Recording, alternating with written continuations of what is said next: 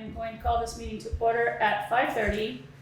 First, a reminder that meetings of the Select Board are meetings conducted in public. They are not meetings of the public. Nonetheless, members of the public shall be afforded reasonable opportunities to express opinions about matters conducted by the Select Board so long as order is maintained.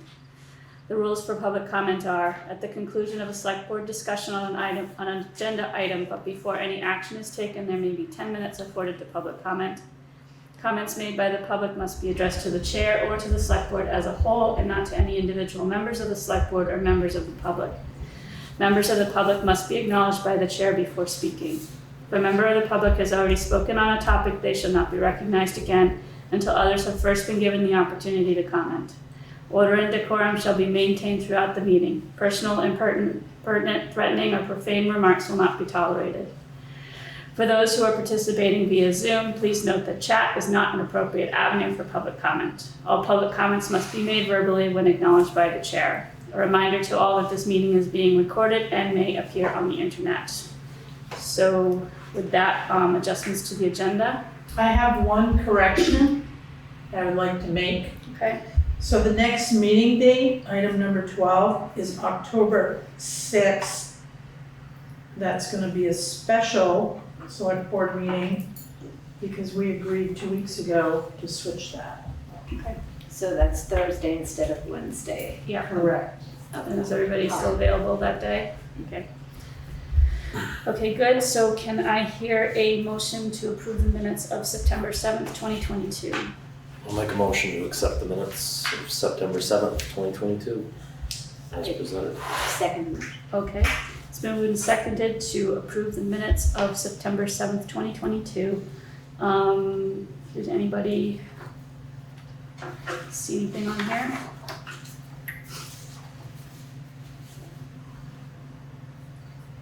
I did not.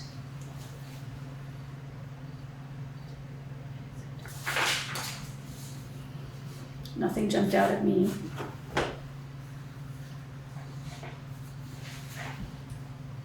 Oh, one thing did jump out at me. The executive session, after we came out of executive session, we had 2 abstentions, which I think should be noted. Yes, they should. So it was Josh and Charlie. Charlie both abstained. Right. That's the only thing I saw. Yeah. That should have been on there. Any other changes? All right, hearing none, all in favor? Aye. Good catch. Yeah. Oh, so warrants to the treasurer, can I hear a motion? Make a motion to approve and execute the warrants to the treasurer as presented upon completion. Do I have a second? Second. It's been moved and seconded to approve and execute the warrants upon completion of review. Karen? So payroll warrant dated September 23rd, 2022, in the amount of $19,767.54. Nothing unusual. All done with lifeguards. That is correct. Okay. Haven't gotten into overtime yet for highway department. Oh. Okay, well, let's not do that for a little while. Yeah. Anybody see anything in payroll? Okay.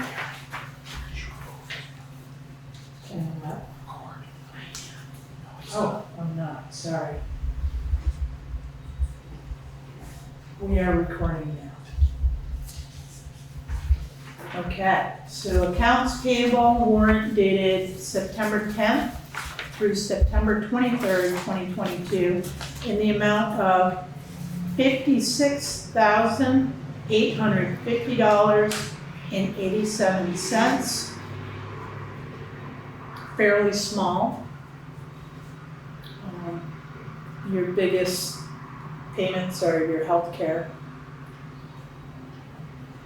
credit card, What's innovative municipal products So that would be chloride. So that probably will be for the water system? chloride for the roads. For the, oh, Yeah, so that should be, the last invoice on that. okay. Um,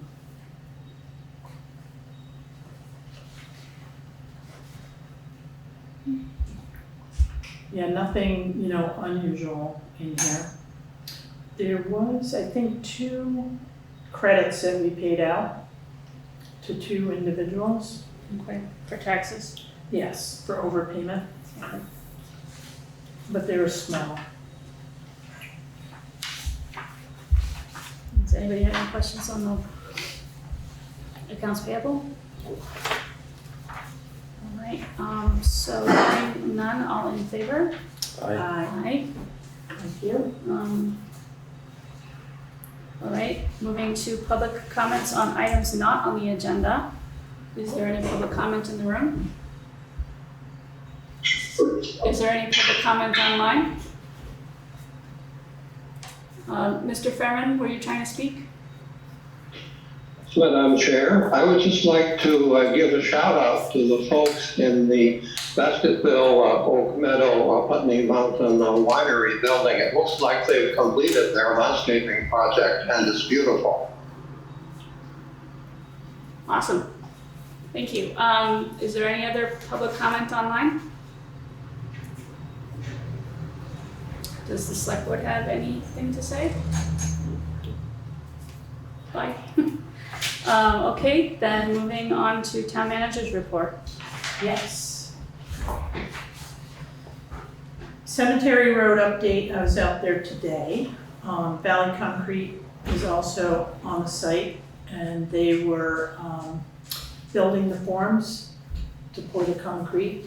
So they're hopeful by Friday they'll be pouring concrete. Took some snapshots, it's quite the project. And I didn't realize it was deep. So, yeah, it's kind of amazing, after the storm, I was able to see the culvert and the size, and this one is a lot larger. So, it's still kind of tight in there, going through to Warden and the other side of Cemetery, but, they're doing a good job, they're staying ahead of the rain. So, yeah, so I'm impressed.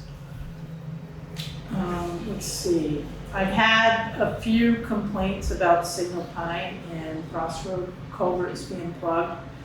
So I did speak to Brian Harlow, and Brian Harlow, our road superintendent. And they are not plugged, water is flowing through them, he is aware, and he will get to them as they're able. So they're on his radar to clean them out, before winter, because if we don't clean them out, what happens? It freezes and then we have a worse mess. So he knows he's on it, he's just gotta get there. I do have a special interest in that. Yeah. So that's that on that. I wasn't the one that made the complaint, by the way. I just want to point that out. I just want to also mention too that, so people, when storm water has no place to go, and sometimes it's because of a driveway culvert is plugged, because property owners, some are not educated enough to know that they gotta clean them out and maintain them. So part of our hazard mitigation plan, there is an item in there that we produce some sort of brochure to educate the public about driveway culverts, because it is not the town's responsibility to maintain or take care of them. And most likely too, that a lot of the culverts and driveways now may be undersized for the storms that we're having, and that creates a problem too. So when someone's driveway washes out and I get a phone call and they say, well, the water was from the town road. Well, if your culvert's plugged, it has no place to go, so it's gonna wash out your driveway. And the town does not maintain private driveway culverts. So it's an education that has to be done And hopefully within the next year, we can get information out to the public. Okay. But, I always hear it's the water coming off town road. Well, I can't control the water. I mean, there are times when they're interconnected, right? So, Right. so it could be that somebody else's driveway is washing out and then washing out your driveway. Right. So it's all connected. It is all connected, um, and we'll get there, yeah. we just, and I appreciate people calling and at least giving me an idea or a heads up, where the problem areas are. And then, I talked to Brian and they, I trust Brian and he takes care of it, so.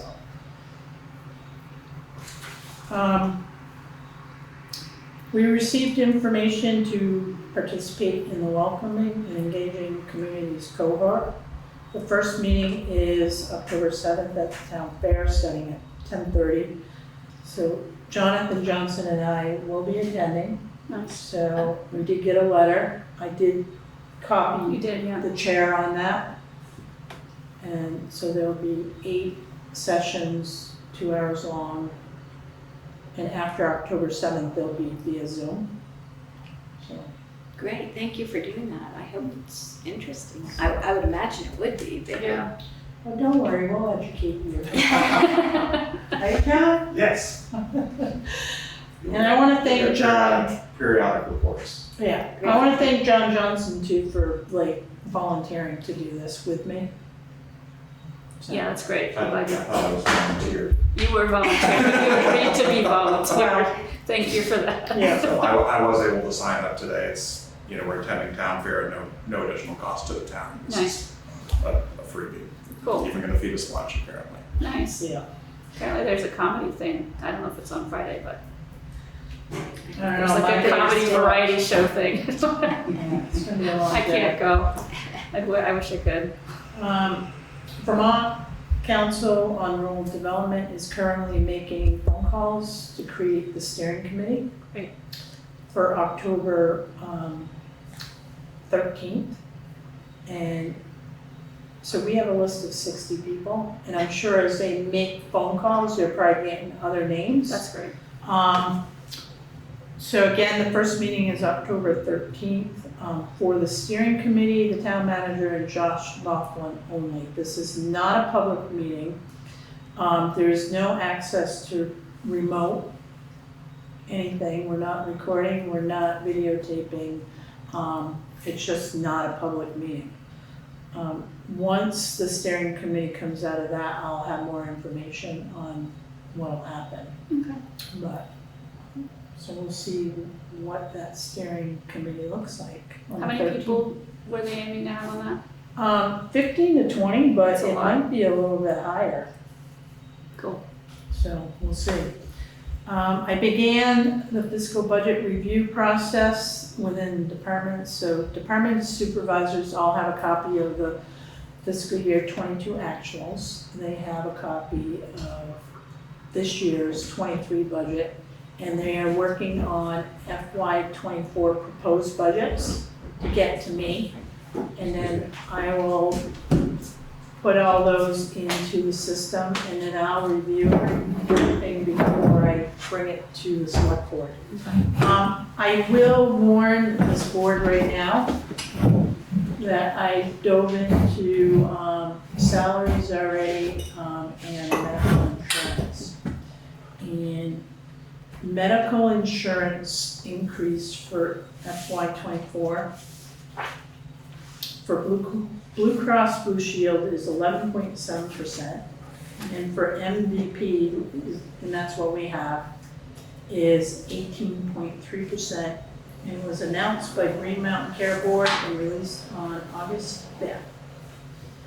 So what that means for our current coverage is $2,538 per month increase, which is an annual $30,456 increase for the current plan we have.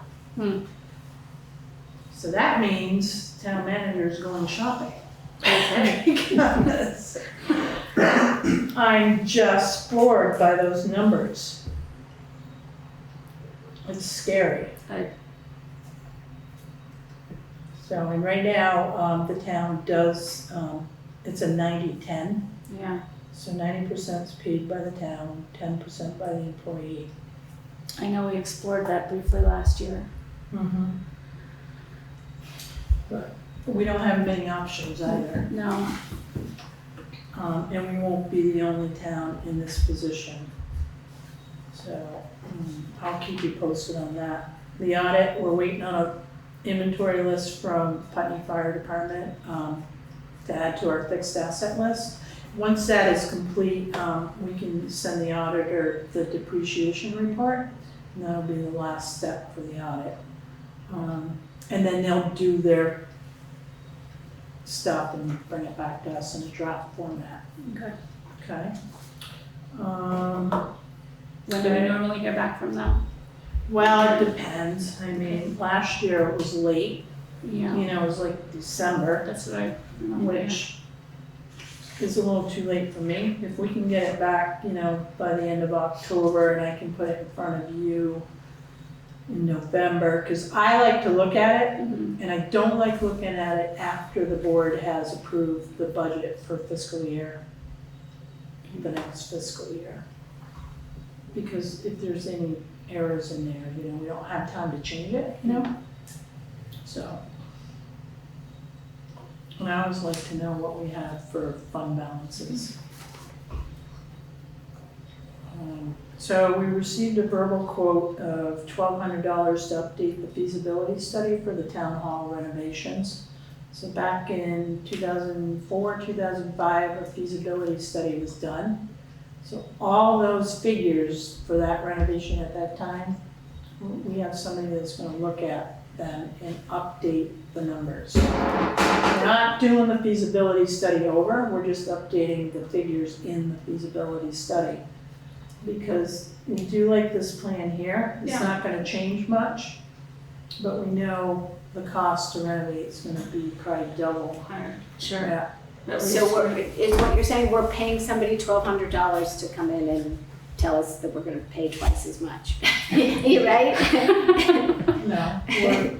No, but what I mean is that's what, we're doing we're paying somebody to come in and recreate the fee. No. No. So we're having like a construction company that knows numbers and, you know, buildings to look at our feasibility study and look at every single line item and just update that dollar amount. Right. So it could be like sprinklers for upstairs, could be heating system, it could be, you know, doors, whatever. Right, but that's the cost for getting the update. Yes, Okay, yes, just wanted to be clear. yeah. Okay. And I'm working with Lisa Papazian on that Okay. to move that forward. Because if we don't do that, we're not gonna know how much money we're gonna need to put aside for renovations in probably 5 years. Because the renovation's not gonna happen like next year. We gotta get funding to do it. And we have to have capital funds to, you know, match. So would that be something we would start putting on would we start a capital reserve? Yes. Well, we have a capital reserve fund, right? We do, But does that, Yes, so so we use we that would- for this project? yes. Okay. Yeah, but we're gonna have to have enough money in there to know that we're comfortable to move forward. Okay. We can get grants too. Yeah, There's all kinds of grants. I mean, we can do Historical energy buildings, grants, we yeah. can do historic building. Mhm. We just gotta tap into everything that we can find, Okay. all right? And when do we expect that updated? It's just going to them now, Mhm. so GPI is the one that we're looking to have update it. Oh, They're out of Brattleboro. yeah, So. okay. Let's see. Fresh Film Productions canceled their project. Oh, I know you were disappointed about that too. But no reason, maybe it was just too hard to coordinate I don't know. Weren't So- sure when we were gonna get snow. Yeah. So anyways, that's off the table. Oh, well. Yeah.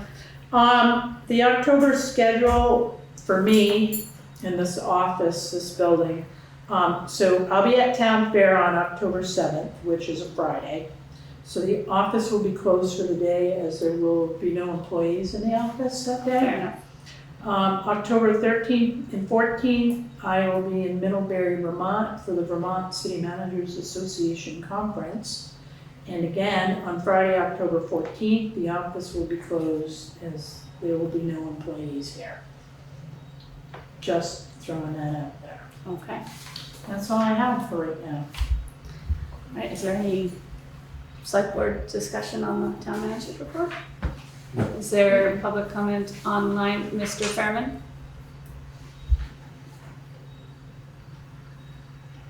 Mr. Fairman, you have your hand up. Yeah, sorry, I forgot to unmute. Been a while since I did this. I have three brief questions. The first one is regarding driveway culverts. If a property owner doesn't clean out a driveway culvert, and as a result, the town road is washed out, does the property owner incur any liability to the town? Not at this time.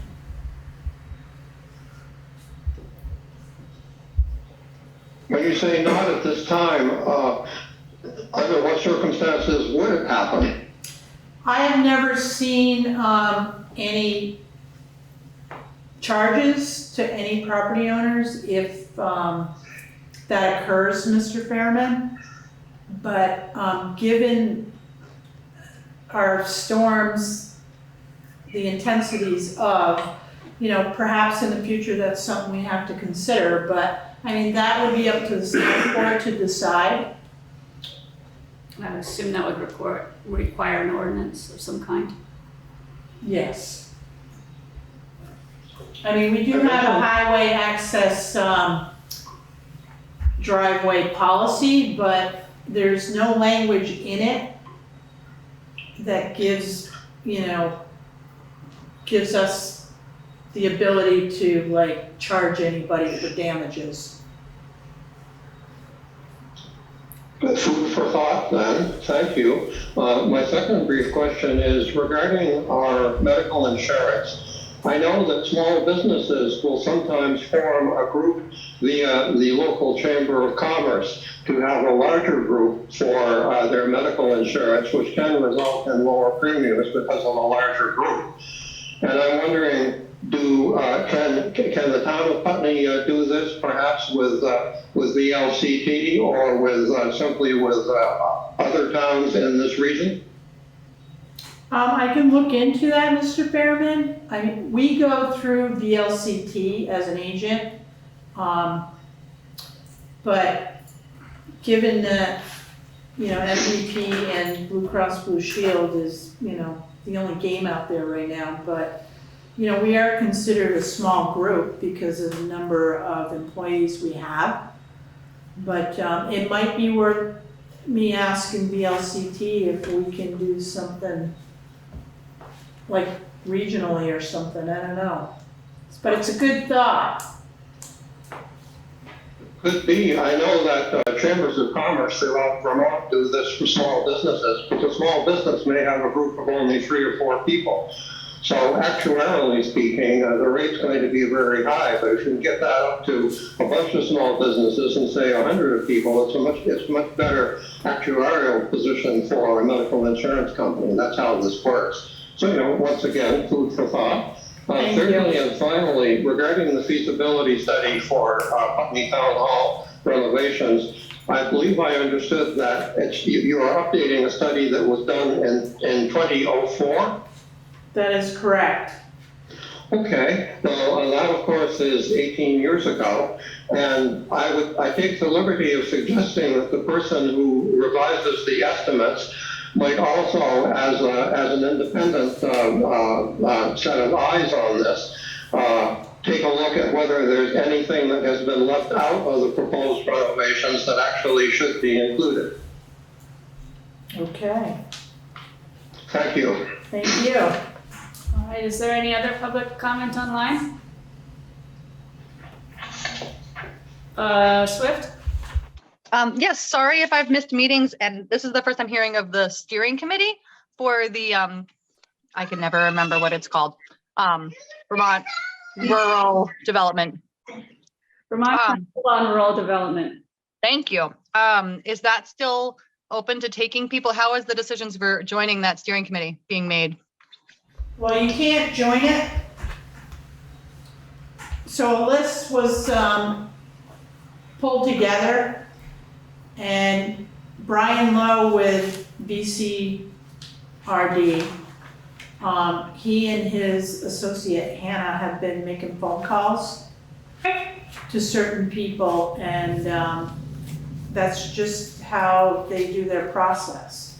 And yeah, so it's really not like just it's not you just invite yourself. They go through a process and ask different questions, and so we kind of let them run with their own program. You can what? Say that again? I said we let them run with their own program. You know, I trust them, so great, Yeah. thank you. But I just want to be clear that recommendations were made to them, a long list of names that I believe were gathered by getting ideas from different people in the community. So it wasn't as though they're just running themselves. There have been names floated to them.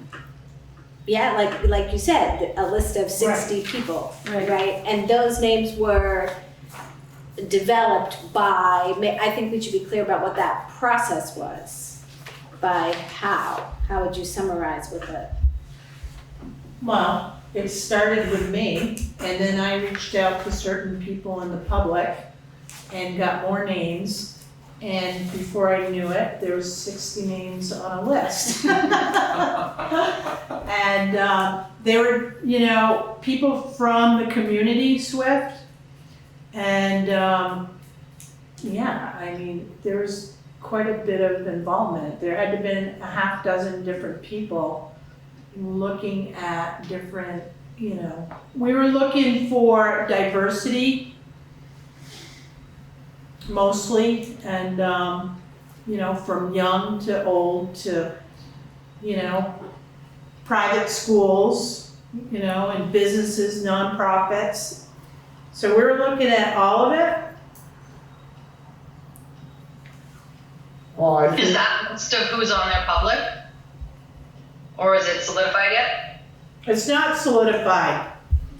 They're making calls now. And I'm sure as they're calling people Swift, they're probably getting more names. I don't know what questions they're asking. I just want to. Go ahead. I'm sorry. I should be. I just want to make sure that because of one of the recommendations that I made was that the Diversity, Equity, and Inclusion Committee be contacted for names, because if we want diversity, then we should be including. Well, Mark Thurman was on that list. Great. Okay. I would hope that the Diversity, Equity, and Inclusion Committee would be given a chance to make recommendations. That's all.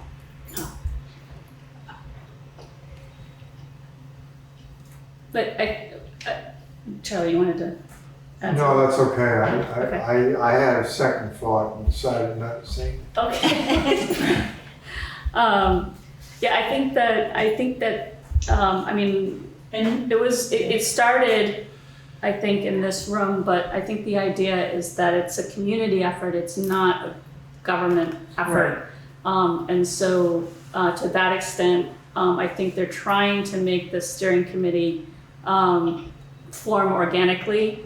Right. So it's not so much about us directing who should be on it, but the community directing who should be on it. And so we don't have any insight as to who they're asking or who they'll ultimately put on that committee.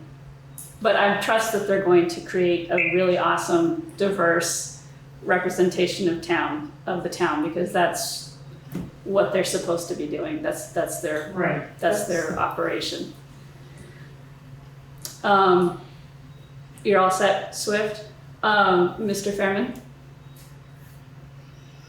Just for the benefit of the public watching and listening right now, what is the steering committee steering? We've had a couple of meetings on this. It's a community visit sponsored by the Vermont Council on Rural Development. They pick towns that invite them to come, and the idea is that they are at this moment steering a community visit, which will involve a dinner that the town is responsible for putting on, and the idea is that they will get it'll be a meeting and a dinner, and they will be getting ideas from the public on what people's priorities in Putney are, with the hope that they will create more sub-steering committees and create or help us create a strategic plan, which will also coincide with the ARPA committee's goals, and also the Planning Commission writing of a town report, a town plan. Excellent overview, thank you. Is there any other public comment online? Okay, is there any public comment in the room? Does the select board have any more to say? I guess I do have more to Alrighty, say. then say it. And I mean, what I have to say is I think we need to be careful when we talk about organic processes, if we are not centering in a very intentional way inclusion of people who are in our organic processes tend not to be included. Right. So I just think that that's all I want to say. That most organic processes exclude a lot of people. Well, possibly organic was the wrong word, but the intent is that they are picking up people that we as a group definitely don't reach. Right. Yeah. Okay, is there any other select board discussion? Is there any other public comments online? All right, hearing none, let's go move on to boards, committees, and commissions, the equity and inclusion calendar, religious days, and rescheduling board and committee meetings. Swift, do you want to speak to this? Sure, I can speak to it. Yeah, I've spent the past few months trying to get together a solid calendar of interfaith holidays that people of various religious backgrounds don't work for. So I did a whole bunch of work and trying to do it myself, and then found the perfect resource, obviously, last week. So there's a really great interfaith calendar that explains it all in pretty clear detail of the what and the why of like, does this religion not work this day, or it's just the evening, or whatever it is. So the proposal is to have a resolution that has these dates and asks committees and the select board to consider these dates when scheduling meetings that in relation to accessibility. Is there a discussion among the select board? Yes. Swift, which dates are we talking about? I've shared them. Sorry, let me make sure to stay in view. I've shared various things with Karen. There was a Google Doc that I shared with her that wasn't complete. I looked at it, and there was a lot of holidays that weren't on there, and the way that college did it, they did it in a way that wasn't as helpful. So I don't know if Karen printed it out for you, but the resource that I'm going by is the interfaith calendar that is published. Don't hit me, honey. Sorry, folks. Excuse me, Mommy. Oh, that's very polite, but I'm not done. It's the NCCJ, which stands for, I actually don't know, but they do an interfaith calendar. I'm sorry, I'm looking at their website right now. North Carolina, something, sorry, I'm being, right, I can't talk right now, I'm sorry. Karen, maybe you have a better access to what the calendar is directly from? It is North Carolina something, but I can't. Yes. Yeah. Anyway, moving on. Yeah, did you print that calendar out for them? Is that? We have it in our press. Ouch, right, stop. Sorry, so is that in the packet or is the Google Doc what's in the packet? No, we have this one here. Interfaith calendar is in their packet. Okay, great. So the dates that are on that calendar is what's proposed that we consider. And what do you mean by consider? There's a lot of dates, that's why I'm asking, you know, like, it's a, what would that mean to consider? I like the language from, sorry, I wasn't prepared to present on this. Sorry, I put you on the spot. It's great, it's fine. I'm just trying to find the language that I really appreciate that came from the college originally.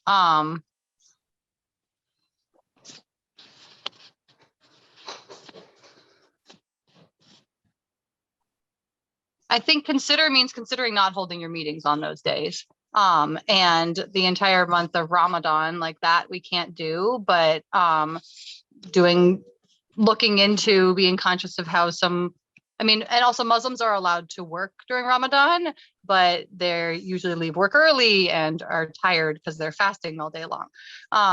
So it varies. And then there's some some strict Jewish, like Rosh Hashanah and Yom Kippur, strict Jews are not allowed to work. So it varies. And I think that calendar outlines it pretty clearly.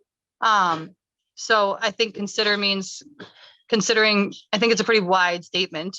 Consider canceling or scheduling your meetings around these holidays in relation to accessibility. I'm trying to find their language on it because people have written it much more beautifully than I just said.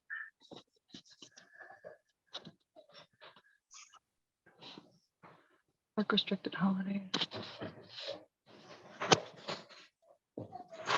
It says, so I'll just read what it says here. It says, many people may find the calendar helpful as it identifies opportunities for discussion about different religious and faith practices. It also serves as a reminder of those religious observances that many may wish to attend and therefore can aid in the planning and scheduling of events and meetings. Yeah, I think I just found the language. This is in relation to like a college piece, but so it basically like this would be something similar. There's a federal law prohibits discrimination, but like because of our diversity, like our declaration to inclusion or something like that is what we could say. We want to accommodate people in our community that observe all holidays. And we want to create an environment where people are allowed to do that. And the calendar was developed. Sorry, I'm scanning here. It's not exhaustive, and it's a recommendation.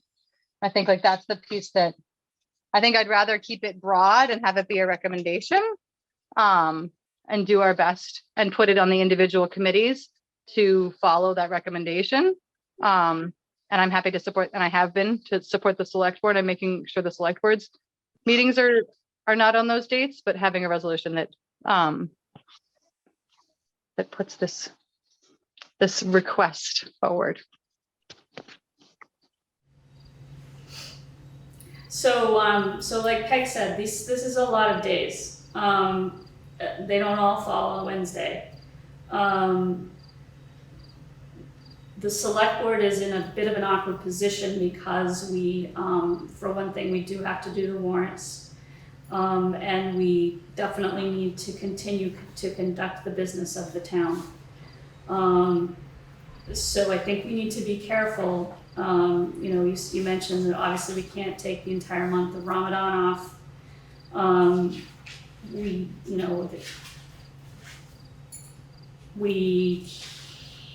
have to be careful about favoring one religion over another. There are some federally recognized religious holidays. I realize that. Christmas being a notable one. I know that, or at least it used to be, that the stock market is closed on Good Friday for whatever reason. And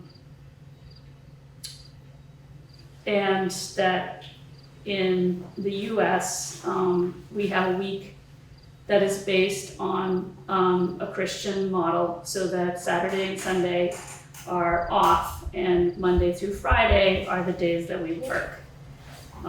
That's not true in all other countries. In Israel, Friday and Saturday are the days that people don't work. The banks are actually open on Saturday evening. So it's, you know, that's the model that we're in. So I think we need to recognize that that is the model, that there is also a separation between church and state. And yet there are also days where members of our community may not be able to attend scheduled meetings because of a religious obligation. So I think that's the dilemma, right? We did decide to move our next meeting because of Yom Kippur. I'm comfortable with that decision. I'm not sure how comfortable I am with all of these. That's, yeah. Sorry, I interrupted.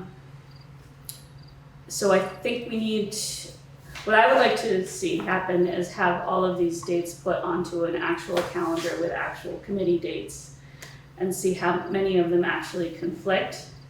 For this calendar year. For this calendar year, yeah, it would change every year. So I think that's, I mean, I'm still open to a resolution, but I do want to be careful that we don't disrupt the business of the town. Mr. Fairman?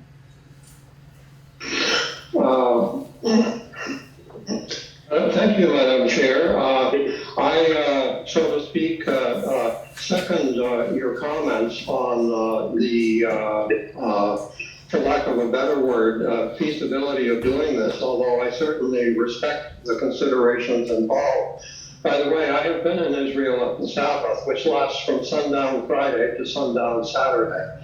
And I can tell you that in downtown Tel Aviv, it comes alive the instant the sun sets Saturday evening.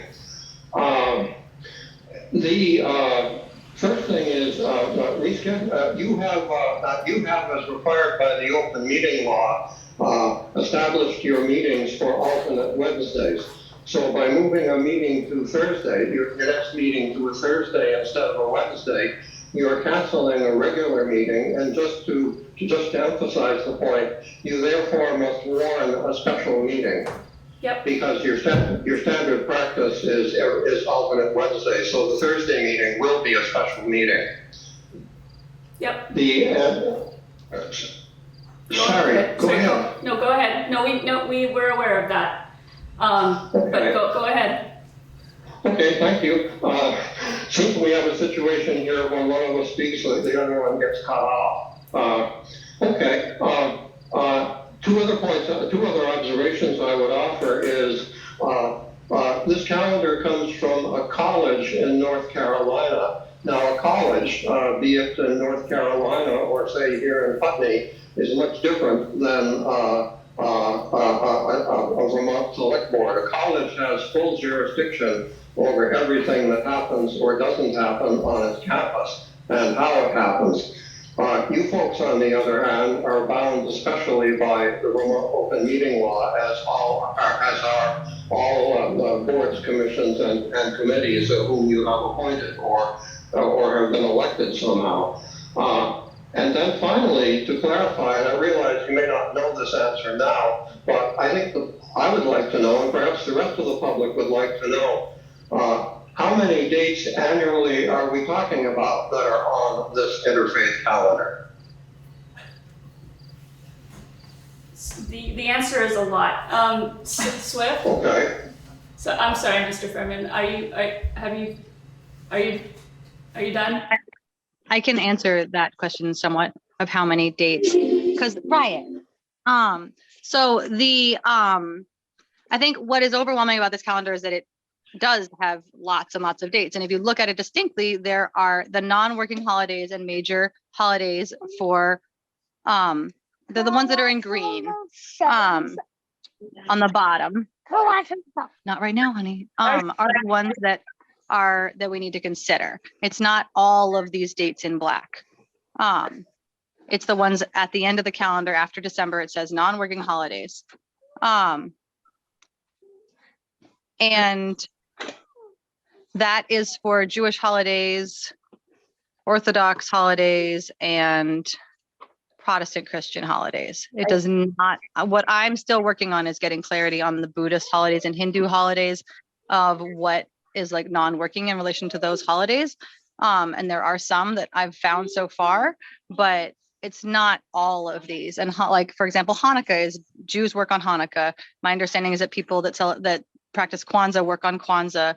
I mean, Diwali, I think I might be mistaken about Diwali, but so it's those green dates, and then there's probably some addition of some Hindu and Buddhist and Baha'i and Sikh, like the ones that are not the Abrahamic faiths. So it's not the whole calendar. I totally understand how this could overwhelm someone. And I'm sorry that I wasn't fully prepared to do this. So there's 16 in that list. What'd you say? 16 in that list. 15 holidays. 15 holidays, yeah. Right. It's not the like 50 that are on this list in its entirety. And some of those do include holidays that are already, I guess maybe just Christmas is the only one that's on there that's already a federal holiday. So I guess I'm not overwhelmed by 15, or maybe it's 20, 25, like that doesn't overwhelm me. And I totally understand that maybe it's overwhelming to someone else, but it feels like having 25 dates on the calendar that we do our best to try and avoid, and we attempt to do it, and that we set our intention that we want to do that when we can, feels like we create this inclusive environment with the intention of that's our intentions. And that we do our best to do that. And the calendar that we're looking at is not from a college. It is from the North Carolina for Community and Justice. It's a social service organization in Greensboro, North Carolina. So that's where the calendar comes from. Okay. So I think what I would like to see going forward is all of these on an actual calendar, with committees and commissions meetings as well, and just see what we're actually talking about here. Because, for instance, Easter is usually on a Sunday for most Christian religions. Good Friday is on a Friday. Things sometimes, some things move around based on rules. I see a lot of these are, sundown to sundown. That may play a role in whether we decide to have a meeting. If it's at the end of the holiday, maybe it's not as big of a deal. So I think we're definitely not ready for this. And I would like to see the visual representation of what we're actually talking about here. Does the select board have more? I'll agree with that. Yeah? Okay. Charlie, you have, I'm fine. you're fine? with it, yeah. Okay. Mr. Fairman? Madam Chair, I'd just like to offer a suggestion, and I emphasize once again that I certainly support the sentiment behind what we're talking about here. But, you know, there are a great many spiritualities and cultures, not all of which may even be represented in Putney at this time. Something we could do is invite citizens of the town of Putney who would like to attend meetings but are constrained by their cultures or spiritualities to let us know. Because certainly none of us knows all about the holidays in each of those. That's simply not possible unless we might be an academic expert. Then, if people come forward to alert us, then we know which ones we need to consider at this time. And if there's no one here who observes a particular holiday, that one we don't even have to consider for now. Okay, thank you. Swift? Janice also has her hand up. I don't know. Oh, if I'm you sorry, see- Jen. Swift, I'm gonna go to Janice. I'm sorry, Janice, I didn't see you there. Thanks.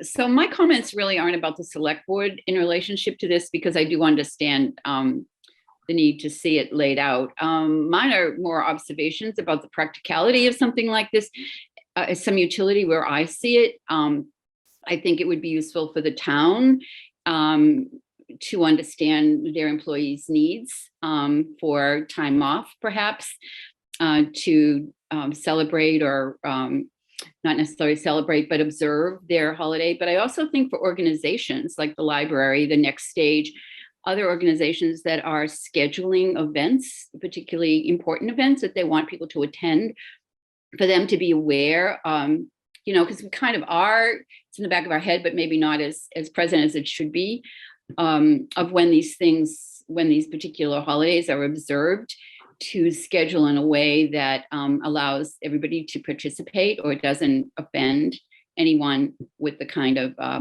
activity they're having. That's just a practical application that I see of this kind of a calendar being made available to all the organizations in town.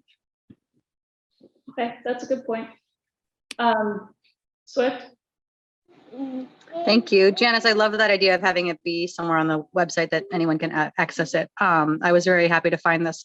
In response to what was stated about having people come forward after the fact, I think that plan seems great because it makes us have to do less effort now, but it doesn't create an inclusive environment where there is already this environment of acceptability, of accessibility, and then people step into it. Often people in marginalized groups don't even begin to step in because of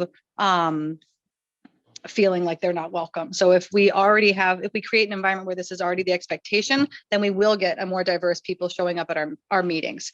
And I had a question for the select board, just wondering of who would be responsible for making this into a visual piece, because I can't do it. I've already spent too much time on it and ins and outs of it, and I can't turn it into a visual thing. And I also don't know when all of the meetings are, and I don't want to put that on Karen either, but I think that might be what you're asking. So I just wanted to ask the who of that.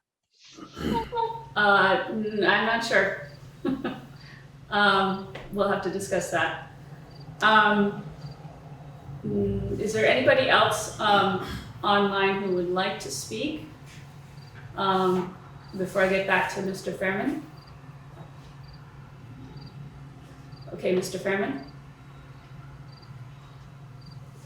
Thank you, Madam Chair. It is simply to clarify something that I said earlier.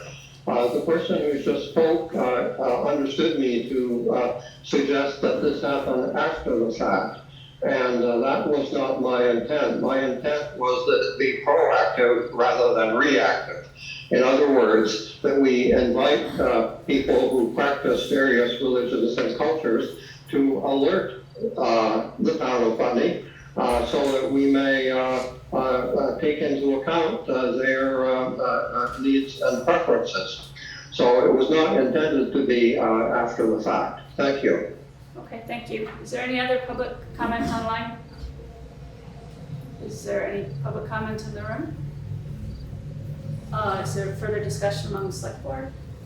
I feel like we're at the beginning stages of this.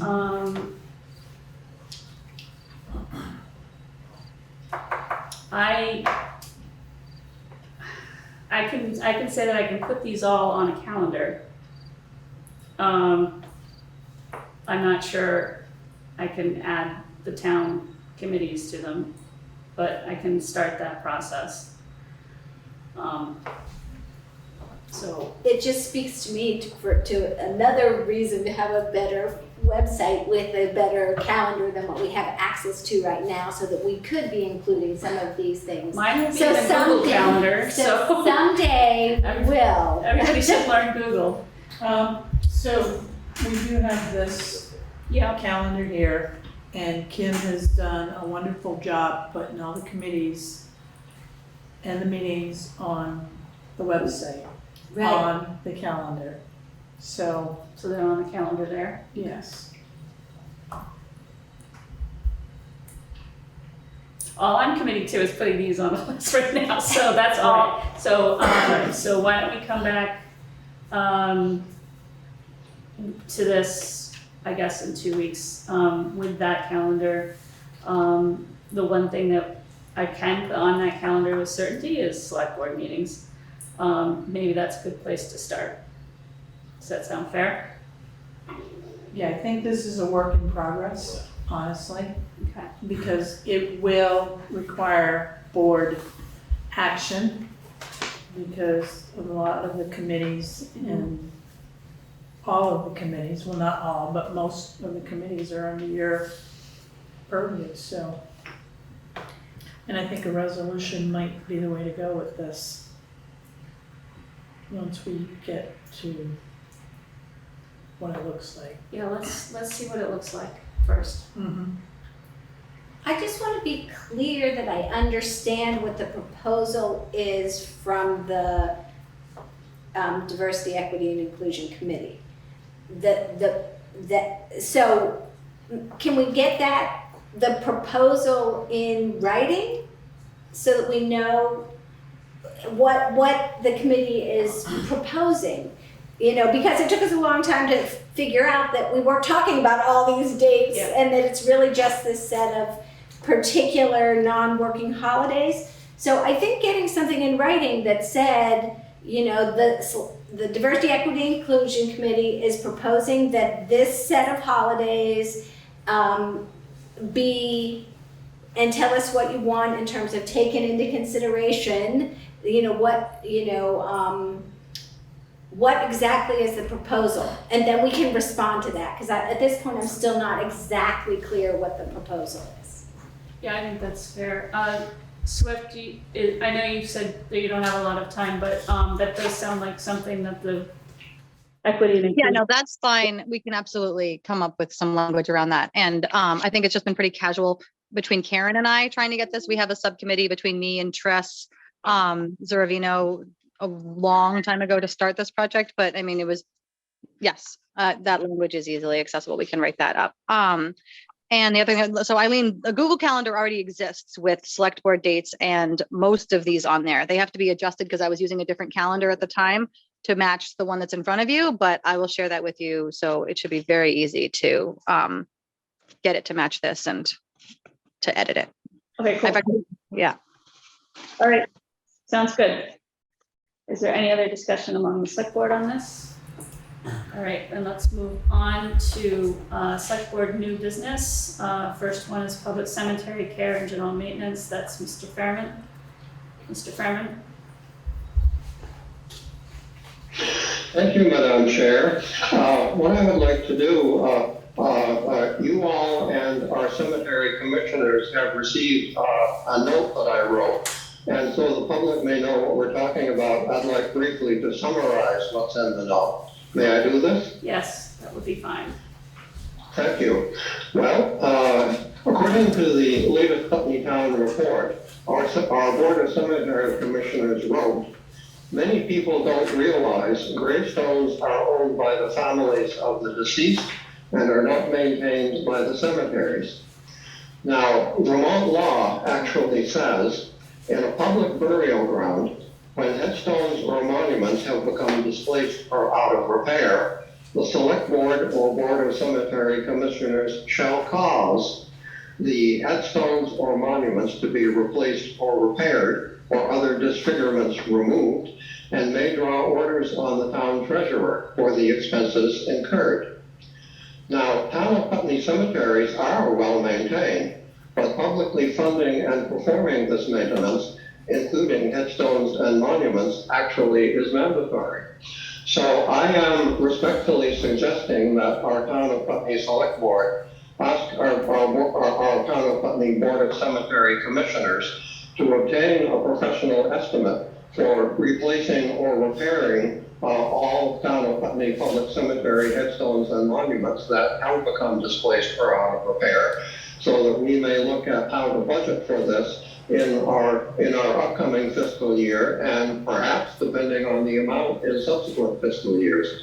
So that's what I brought forward to you. Thank you.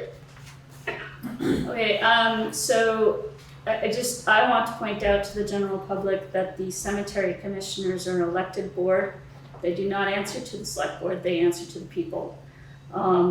So I'm going to put this back on the cemetery commissioners. John, you're here. Yes. I'd like to limit discussion to scheduling, and then you've heard from Mr. Fairman, so I know you have some. Yes, and I have shared Mr. Fairman's letter with the other cemetery commissioners, but anytime two of us talk about it, it's a quorum and we need to warn the meeting. So we have not discussed it yet. In the next few weeks, we'll be scheduling a meeting to discuss this issue. Just fixing cemeteries is not cheap. A private citizen found a contractor in Connecticut to repair the cemetery on Allen Road off Holland Hill, and it was around $2,000. In your last warrants, you approved a payment to Keene Monument to repair 3 vandalized stones in Mount Pleasant. That was $2,400. So we want to do the right thing, but we also need to be mindful that this stuff isn't cheap. Working with the town manager for this fiscal year, was it last fiscal year too, or just this one? We went from Increase, yeah. we went from $8,500 as our mowing, which essentially barely covered our mowing. So we added some additional money to be more proactive with maintenance. That's still our intention. Before COVID, we would have 2 or 3 volunteer work days that were really well attended. We repaired, I went to 2 in Maple Grove, and we had 10 volunteers. We had Charlie Marchant from the Vermont Old Cemeteries Association.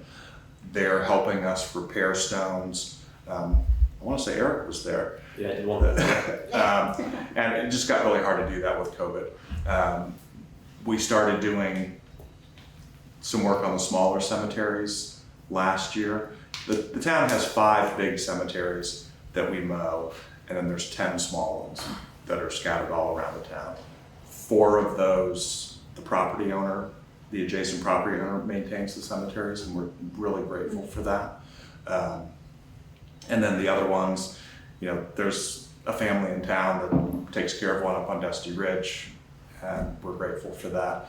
But we need to be mindful of this obligation at the same time. The town doesn't have unlimited funds, and the cemetery commission will address that probably in the next 2 weeks. Okay, so you're, Okay. So you haven't scheduled a meeting yet, but you. Right, Greg and I are both Into- out of town currently. Okay, all right.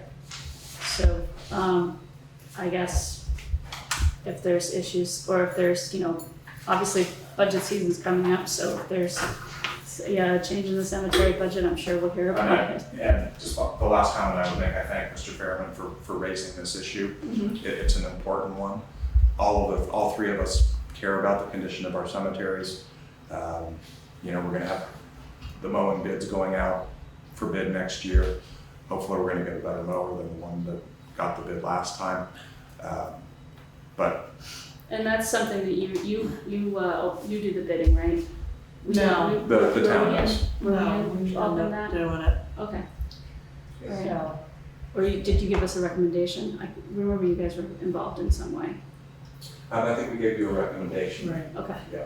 Alright, but Karen, the town manager, is so much better at that part to make sure that it's compliant with law and that we're reaching the people who need to be reached than I am. So we rely on Karen to do that. Yeah, and then we go over them and then they make the recommendation to the board. okay. Alright, Which is the way we've done it in the past. okay. Is there any discussion on the select board on this issue? Is there a comment online, Mr. Fairman? Thank you, Madam Chair. Just 3 points actually. First, I understand that this is an issue that needs to be addressed and cannot be addressed right now at this meeting. I simply requested this agenda item to raise the issue, and I will be glad to engage in follow-up regarding it. Now, I offer 2 comments, however. One is when you stated that the select board is not involved and only the Board of Cemetery Commissioners is, you misinterpreted the state law, which is 18 VSA section 5362, paragraph A. It reads, the select board or Board of Cemetery Commissioners shall cause, as I read before. In other words, our town of Putney Select Board is certainly legally responsible for ensuring this happens. Finally, the chair of the very able chair of our Board of Cemetery Commissioners commented that it could cost a lot of money and we can't afford it. Well, we won't know whether or not we can afford it until we know how much money is involved. And we certainly will have the option then of saying, we're going to make this a 2, 3, 4, or 5-year project to clear all the backlog. I can't answer this question, and no one else can without the information. So my suggestion is, let's get some actual information to discuss, and then we can figure out what we should do. Thank you. Okay, thank you. Is there any other public comment online? All right, hearing none, let's move on to the Putney Fire Department boot drop fundraiser, Westminster Road. So in your packet is a memorandum from Fire Chief Tom Goddard regarding a fundraiser that they would like to plan on Sunday, October 9th. And this will occur on Westminster Road, over in front of the school. As the board is in charge of town roads, so traffic will be impeded in that area on that day. What is a boot drop fund? What is That's what I was that? gonna, what is a boot drop? It's just a fundraising event, so they have fire boots and they stand in the road, and as traffic goes through, Oh, and collect money. money is Oh, dropped okay. into the boots and, Right. Do you so, get to throw it in? Like Yeah. a toll booth? and, I wanna add too that, this is for the association, Putney Fire Department Association.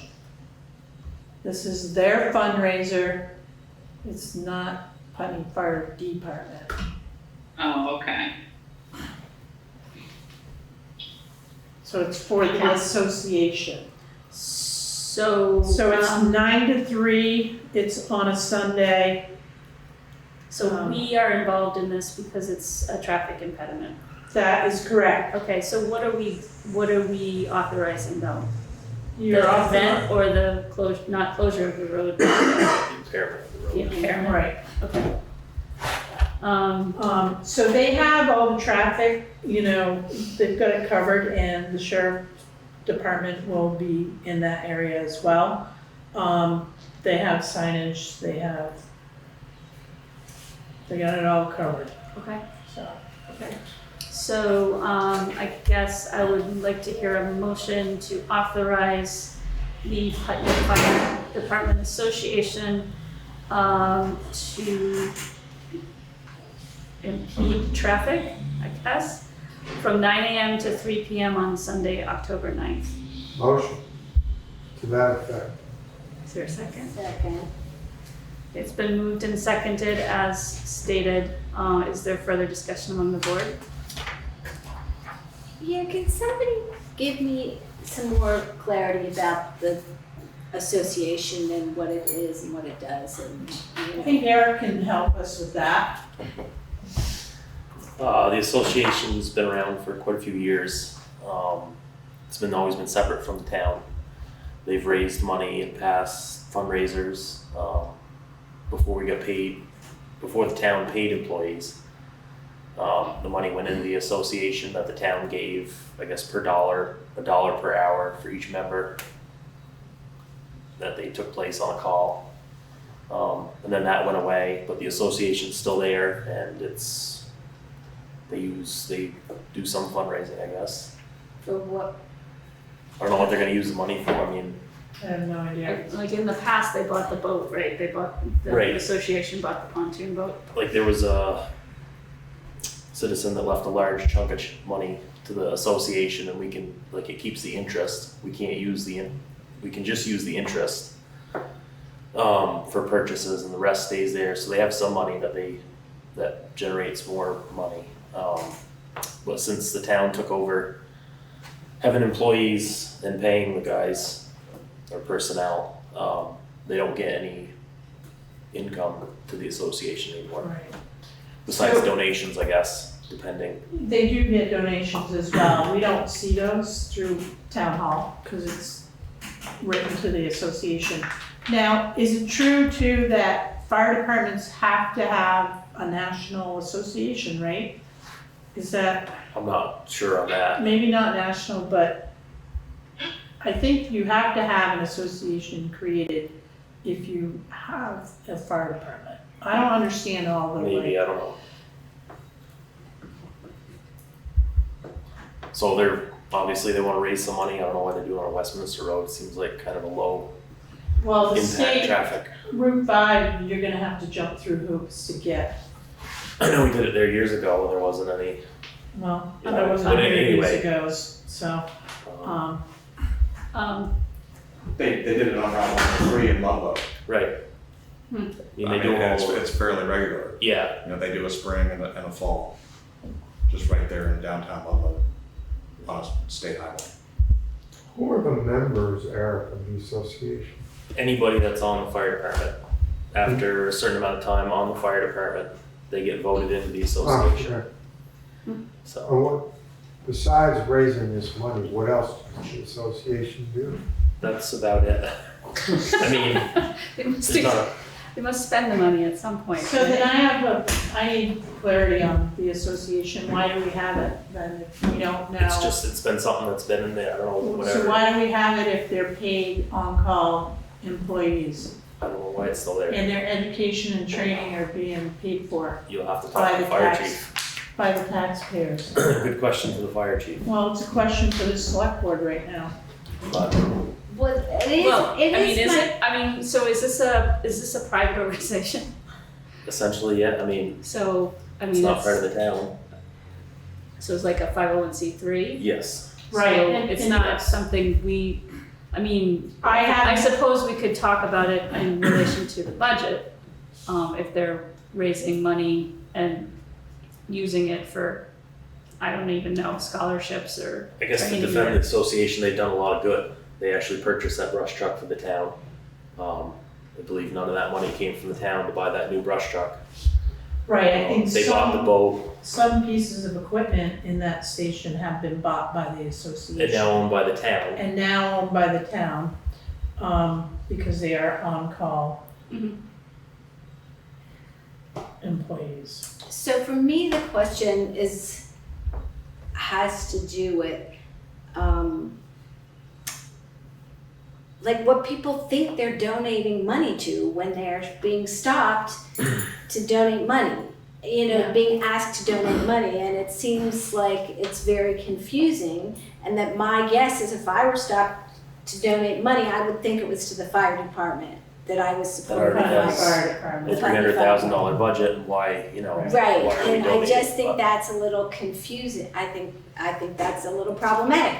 And I guess our only role here is to decide whether to let them stop the traffic, Right. right? I mean, the They're just gonna- association isn't within our control, but There's this- whether or not we want to support a fundraiser for this particular fundraiser by allowing them to stop traffic, is the point, right? With the sheriff's department there, are we paying those, is that coming out of our hours, or are they donating their time to the association? The sheriff's department, that's a good Well, I question. think the association would be paying them, not the That would town. be, Because they're traffic. using town equipment to set up town fuel. Right. And are they, I assume they're not getting paid to be there because it's the association. Well, that would be the Yeah, traffic, they, So are we paying our fire department I do. members to be there? So is this costing the town money? Well, no, if it's a fundraiser for the association, That was my yes. question. No, they will not be Okay. getting paid, Eric, because it's not, it has nothing to do with the town of Putney. Yep. So fire departments are very tricky and we need to be very careful. So, what I've learned too, going through another audit is, we are not privy, I am not privy, treasurers are not privy to the Putney Fire Department Association books. because So- they're a Yeah. private organization. They're a private organization, so they run independently of the town fire department. Okay.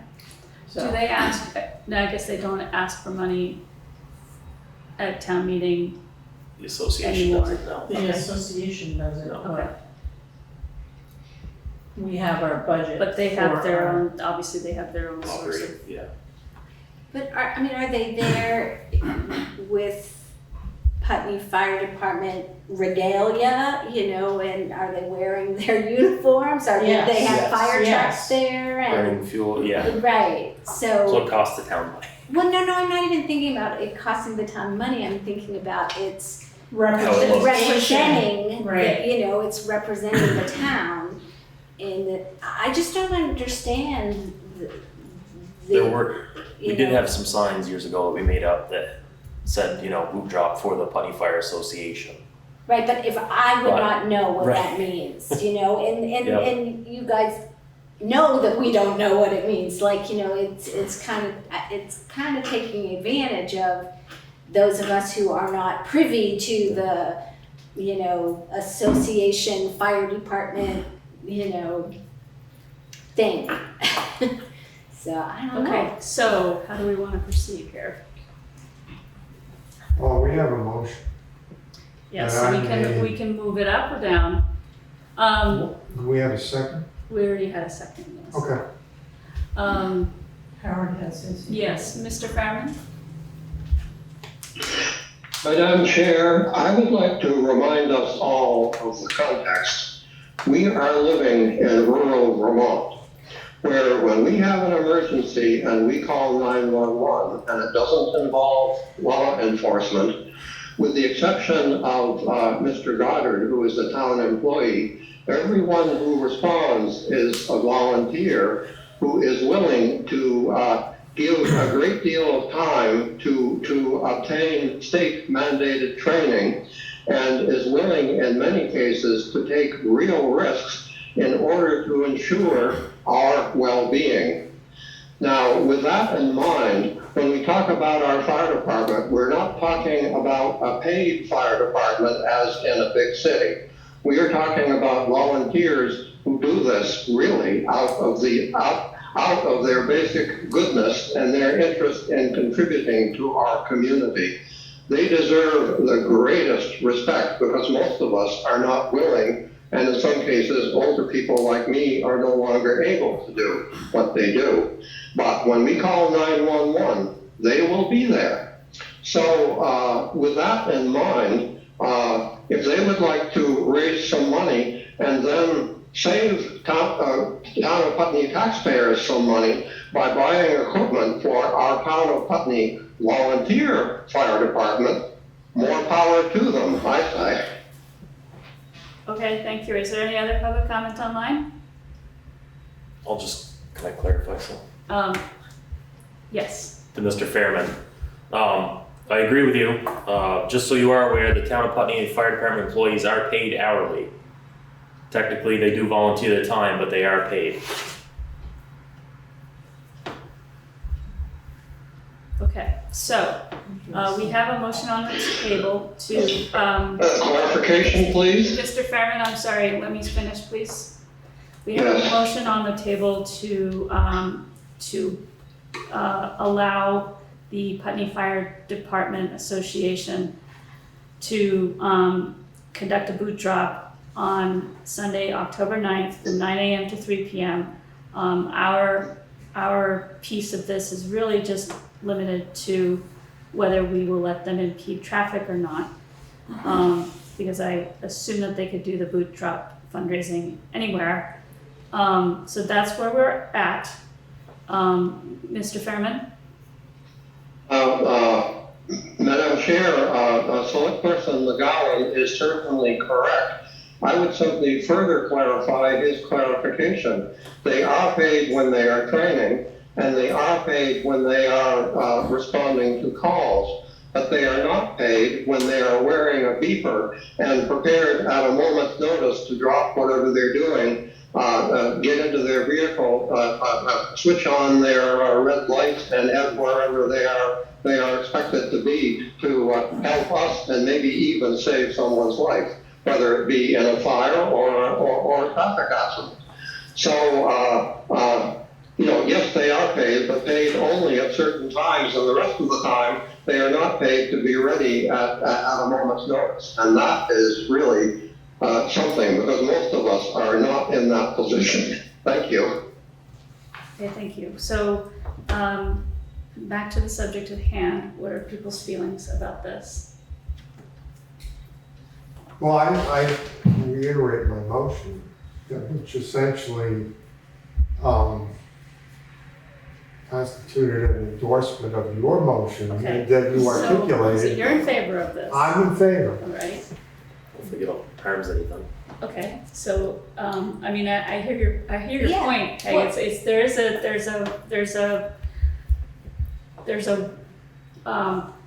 there's a gray line here that, may confuse some folks. That may be a matter of education, not necessarily at this moment.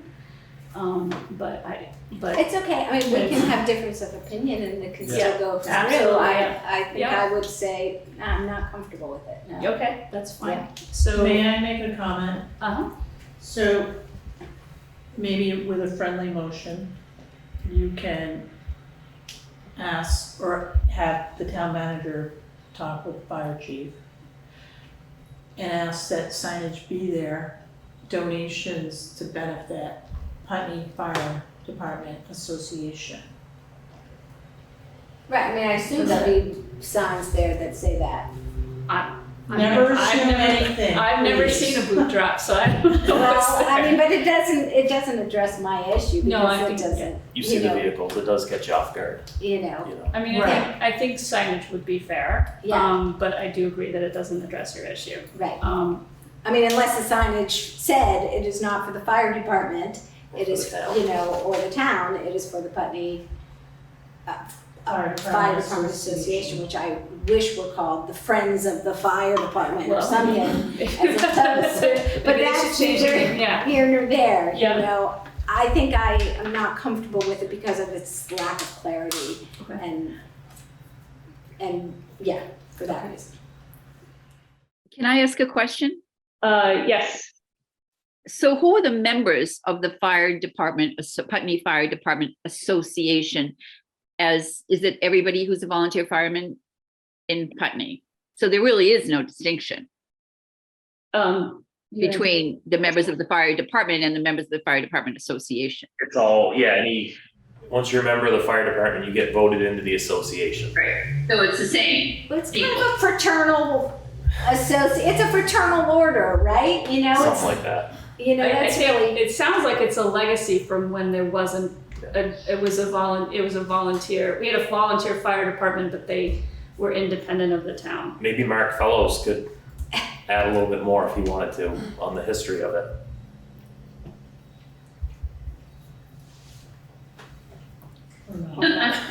No. That's okay, you don't have to be put on the spot. Are we ready to vote on this? All right, so all in favor of the motion, say aye. Aye. Aye. Aye, all opposed? Aye. That's nay. I mean, nay. I am opposed. Okay. All right, so the motion passes 3-1. Okay. All right. All right, moving on to errors and omission certificate from the listers. This looks like it's just a name change. No, so this was, yeah, Sure. so it is a name change. Yeah. Yep. Yeah. Something about a mobile home. Mobile It home wasn't sale, received by the lister's office. owner change, and all it was So- like, okay, Yeah, so there's no dollar amount yeah, change, it's just owner change. okay. I don't know if this is helpful to the listers, and they're not here right now, so I can't say this directly to them, but Brattleboro does their listers, their omissions, their error and omissions once. So they gather them all and around December 5th, I think the deadline's December 15th or something like that. What's the deadline? I think it's December 15th to get errors and omissions, don't quote me on that, but it's later in the year. So they get all of them together and then they bring them all to the select board all at the same time. It just may be more efficient for them and for us. I'll mention that. Okay. Does anybody have any discussion about the errors and omissions from the listers? I don't really understand what we're talking about, so I can't really. You want me to get into lister world? Well, or not. Is so it what- important so that I know? basically, If it is, then tell me. So what happens is the grand list gets lodged whenever it gets lodged, and that list is supposed to be frozen, basically. That's the list Right. for the Okay. year until the next year's lodging. So, but because we're human, there's often errors And and omissions. omissions. So sometimes they're monetary, sometimes they're, as simple as changing a 911 address or changing the names or a transfer that didn't happen. So anything that happens after the lister's lodged technically resides with the select board. So the select board has to approve all of those changes. Okay. Now, in real life, there's probably no way that we would say, well, no, you can't transfer this because it's happened. It happened, right? So it's not something that we would probably say no to, but technically it goes to the select board after they lodge, which is why we keep getting these. Okay, so, and in this case, what's the omission? It sounds like what happened was that a transfer was missed. Transfer of property. Ownership, yeah. Ownership, So okay. so somehow they missed that and they had to go back and change the ownership. Okay, got it. Thank you for Sure. that training there. Is there any other discussion on, okay, so we need a motion to accept I make the a errors and motion now that I understand what we're Okay. doing to accept To accept the errors the and errors and omissions. omissions certificate. Second. All right. It's been moved and seconded to accept the errors and omissions certificate from the Putney listers. Is there comment online? Any other discussion among the board? All in favor? Aye. Aye. All right, that was easy. Okay, so the next thing is smoking policy amendment review and approval. So in your packet is the smoking policy. Smoking and tobacco policy. The last time it was updated was August 24th, 2011. Because we're working on the employee handbook policy, and that policy does reference the smoking and tobacco policy. I had John Johnson start the update, and then I went through it, made some more changes to it, and this is the draft version right here. I'd like to leave it with the select board to review and come back in 2 weeks. And if you have any questions, if you don't, then possibly we can approve it. I mean, my question is, are there substantive changes to the Yes. policy? So what are the changes? Well, so for one thing, and I should have given you the old one, does not look like this whatsoever. Okay. So moving forward with updating our policies and ordinances, I'm looking at the LCP and there's a format. Mhm. So Article 1, 2, 3, 4, 5, and how many, articles goes on it. I'm trying to be detailed about it and reference state statutes, because sometimes state statute will supersede, a town policy. But it's good to have, ourselves covered by both. And then, I listed on page 2, all the public buildings, right? So it's clear and understandable. And, and Peg, maybe when you read this, you're not gonna understand some of the pieces. And then you're gonna come back and say, can you explain this? And then, we can reconsider certain, pieces of it. But we're doing the best we can to update these policies because, 2011 was quite a while ago. And as state law changes, Peg, we should be on top of this. Why are you talking to me like I'm the only one? Well, no, I'm just curious. it's important because you're sitting right in front of us. I'm like, do I have some responsibility here that I don't know Otherwise, I'm about? looking at the camera. Cut me a little slack. You've been aggressive to be arrayed. You can pick on one of us each And time. you're lucky you almost lost your seat because I almost took it. Oh, Anyways. you wouldn't do that. So, moving forward with the help of John, we're gonna be looking at these policies and we're gonna start updating them. And it's my responsibility to get these in front of you every year. Mhm. Believe it or not, every year you should be looking at these. I have a So- question, Karen. In terms of Sure. updating this, would it be correct to say that because of developments in the real world, that the definition of tobacco products on the first page now includes vaping products and e-cigarettes because the statute, section 702, Title 32 BSA was so amended? Yes, Because right. these things weren't really available in 2004. That is correct. Okay. And we try to capture, all products, but I mean, like you said, it's gonna change, Yeah. And then those green books over there dictate to certain laws that we have to be looking at in order to educate Those the are, board. the green books, by the way, are all of the Vermont state statutes, all on that bookcase right Yeah. there. So if you're bored one day, you can pick one up and start reading it. They're lots But, of fun. we do refer to those and, attorneys refer to them all the time. They do, they Yes, do. they And do. the great part about that bookshelf is that they are still in books. Yes, It's not online, right, because that's the way it used to be. yeah. And if there were changes, or there were pocket are parts. online There's also, pocket, but yeah. What I would say is that's a free service to the town from the state of Vermont. They have a contract with LexisNexis, and, every other month or so, we get the updates and Yeah, put them in, okay, so that's that great. they're That's maintained, but that is a terrific resource, and it's at no cost to the town.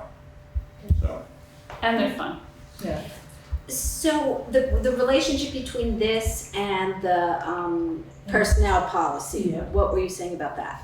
So this particular policy is referenced in that employee handbook Oh, okay. policy. So it's Or not, personnel policy. it's not copied word for word, but it says see the policy. Is it Correct. incorporated by reference? It's an appendix. Okay. Yes, Okay. yes. And what's the status of that these days? Where are we? It's on our agenda. We're gonna touch Oh, we're base on that. coming. Yeah. Sorry. It's okay. So what I've done too for the board is that with the policy, I've given you the backup information. Okay, good. So the statutes and, the Department of Health policy and, okay? I have to ask this because cannabis is in the news these days. Does this include Or should it include cannabis, or is that outlined somewhere else? I think that's gonna be a separate Okay, policy. I guess it depends on how you consume it, right? Right. Okay. Maybe it depends on what amended section 7702 says. If cannabis is not in there, there probably does have to be a separate. Don't know where that ended up. statute. But here's the thing too, because cannabis is being legalized in Vermont, Yeah, the law is gonna change and that policy is gonna change. right. Yeah. It'll have to be amended. Yep. So, Charlie, the definition of tobacco comes from the authorizing legislation for the Department of Lottery and Liquor Control, which also deals with tobacco. Okay. So that statute that defines it says Department of Liquor Control and Lottery, you do tobacco too, and this is what we call tobacco. Which that's is what- separate and distinct from the cannabis Correct. Right. commission that Because- was recently because- established. yes. Right. The Cannabis Control Board controls cannabis. Separate. No, Liquor and lotteries controls tobacco. All right. Town would be responsible for having to put signage up for a designated smoking area Yes, I already talked to my or a staff. little outbuilding or something for I'm not, no, Inconvenient. there are no outbuildings, 35 feet away from a public building, period. Enforcement, of course, is gonna be the issue. So, but, basically, we don't want it in or around public buildings. All right. Um, All right, so we're gonna table this, and we're gonna read it. Everybody's gonna read it and come back with suggestions next week or Yeah. 2 weeks from now. but I have a question on that though. Is there any way that you could redline or compare how this is, what the amendments are here? I can send you the old one. So, Okay, somebody can do. Okay. And I think in the future too, that's another thing, because I'm having that issue with the animal control ordinance. Because someone made the changes and they didn't have the markup on, so it's very hard, but I gotta have somebody look at both versions and then compare, and then I'll get you that one, but, moving forward, when we start the process, I'll have John turn on the markup, because I know to do that, but not everybody knows to do that. Okay. And then you will see in the future, Charlie, right, the the markup, changes the from red the line. original Yeah, okay, to the draft, thanks. okay? Okay. I know, it makes it easier. I think I was about to say, it makes Yeah. it a lot easier. not yet. It's more efficient too, Too early for that. so. But then, of course, we're giving John an extra task. He's okay with it though. You're okay with it? Okay, I like I that. figured. I like Yeah. drafting policies. okay. Yeah, he has a legal background, so Oh. this helps me out quite a bit, We've talked. yeah, so. Highway access is next. All right. Well, no, I might have one or two in front of that one. All right, there's public comment on that, Mr. Fairman? Madam Chair, just a clarification regarding the green books that are in the back of that room. As you know, I sometimes consult the law, but I have not looked at the green books in probably 2 decades, because if you Google Vermont statutes, you'll pop up the Vermont General Assembly's website with Vermont statutes, where there is a hyperlink to the state of Vermont's LexisNexis subscription, where one has the full LexisNexis search capabilities of Vermont statutes. And while I'm on the subject for case law, that is law from courts, scholar.google.com, then tap on case law, and you will find yourself with access to state case law from 1950 onward, and United States Supreme Court case law from 1791 onward, all gratuity. In other words, while it used to be that we folks had, we lay people had to somehow get access to somebody's LexisNexis subscription that law offices all subscribe to, we don't have to do that anymore. It is really it has really changed how grassroots citizens can approach the law. I just thought I would put that out there, because no one is obliged to use the green books, and I bet if we could check, we'd probably find that no one has touched them in quite a few years. Thank you. Howard, this is Charlie. It certainly has helped lawyers with the cross-referencing too. Some of us came up in a different age, as John can attest. Yeah, I usually check my statutes online, but I have witnessed many lawyer consulting the green books as just a matter of course. But yes, they are online. Is there other discussion? I mean, is there any other public comment online? Is there other discussion among the board on this? Okay, so we're going to read it and we'll have it again on our next meeting. So the next thing is the Leadership Southeast Vermont application for town manager. Karen? So in your packet is an application for me to attend the Leadership Southeast Vermont program. And I was actually invited, and then I looked at it one time, and then like the week that it was starting, I looked at it again. It was like last week, right? Yeah. Yeah. So last minute, I said, all right, let's, I'll dive into this. And actually, the first class was in Westminster at SEPCA. There's 19 people in the class, mostly housing folks and medical, like mental health and hospitals and some economic development people. And I did bring some key points away the first day. So I thought, when I first got there, I'm like, oh, I'm the only government person in there, but I think it's gonna be a good program. And Jeanette White did refer me for this program. Nice letter. Yes. So I would like to commit myself to the 10 months. It's one Thursday. It's an entire day from 8 to 5. And it will be in different locations in the state. I mean, we go to the state house in December and, going to Windsor and, a lot of different places, Kernhattan. And it's basically Southeast Vermont. That's our area of focus. So, So tell me again how big a commitment it is? It's 10 months? it's 10 months, it's one Thursday. It's the first Thursday of One every. Thursday a month. Yeah, first Thursday of each month from 8 to 5. So that does pull me out of the office for an entire day, but I have capable staff that I know I can trust and I can leave for the day. And they still get their work done. So this is in front of you for approval. Just to say, if you don't approve it, I'm gonna do it anyway.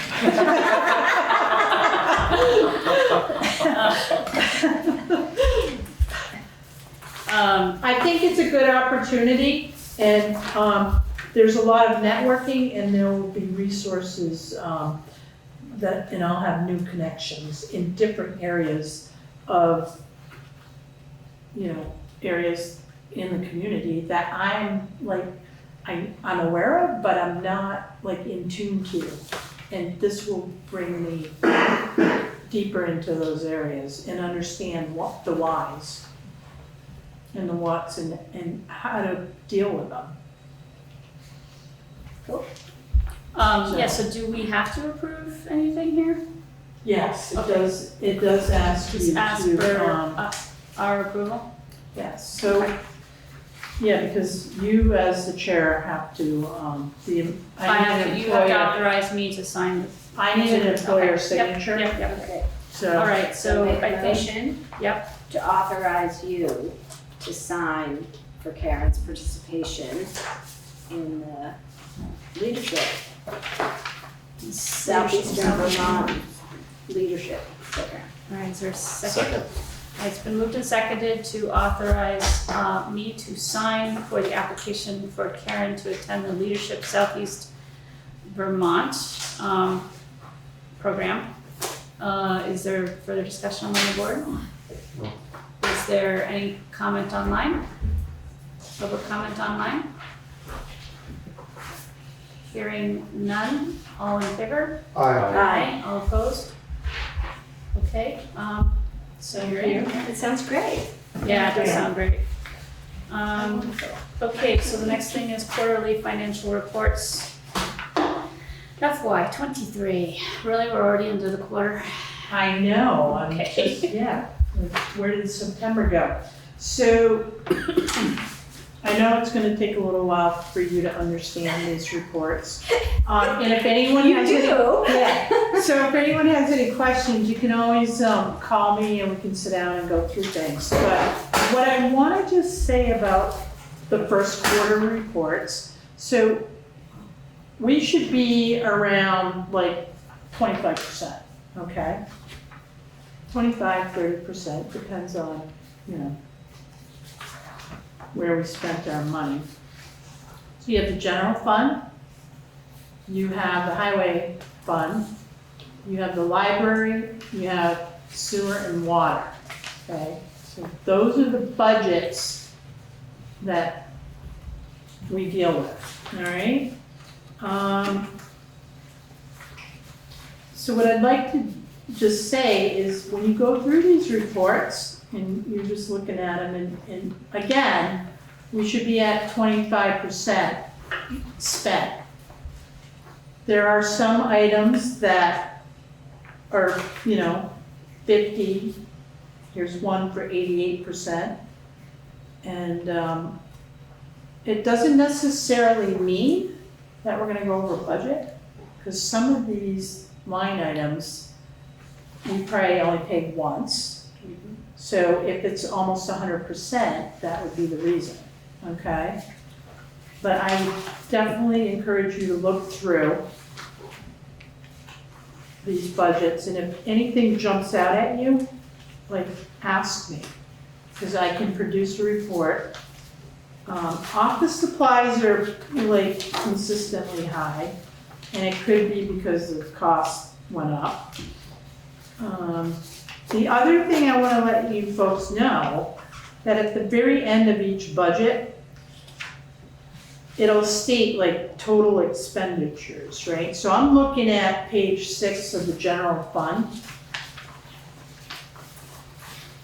So if you look at the top of the report, it'll say, general fund, right, period 3, budget status report. On page 6, at the bottom, total expenditures, 36.65% for the entire budget. A little bit high, not too concerned about it because, there'll be other places where we don't spend money. Okay. So at the end of the year,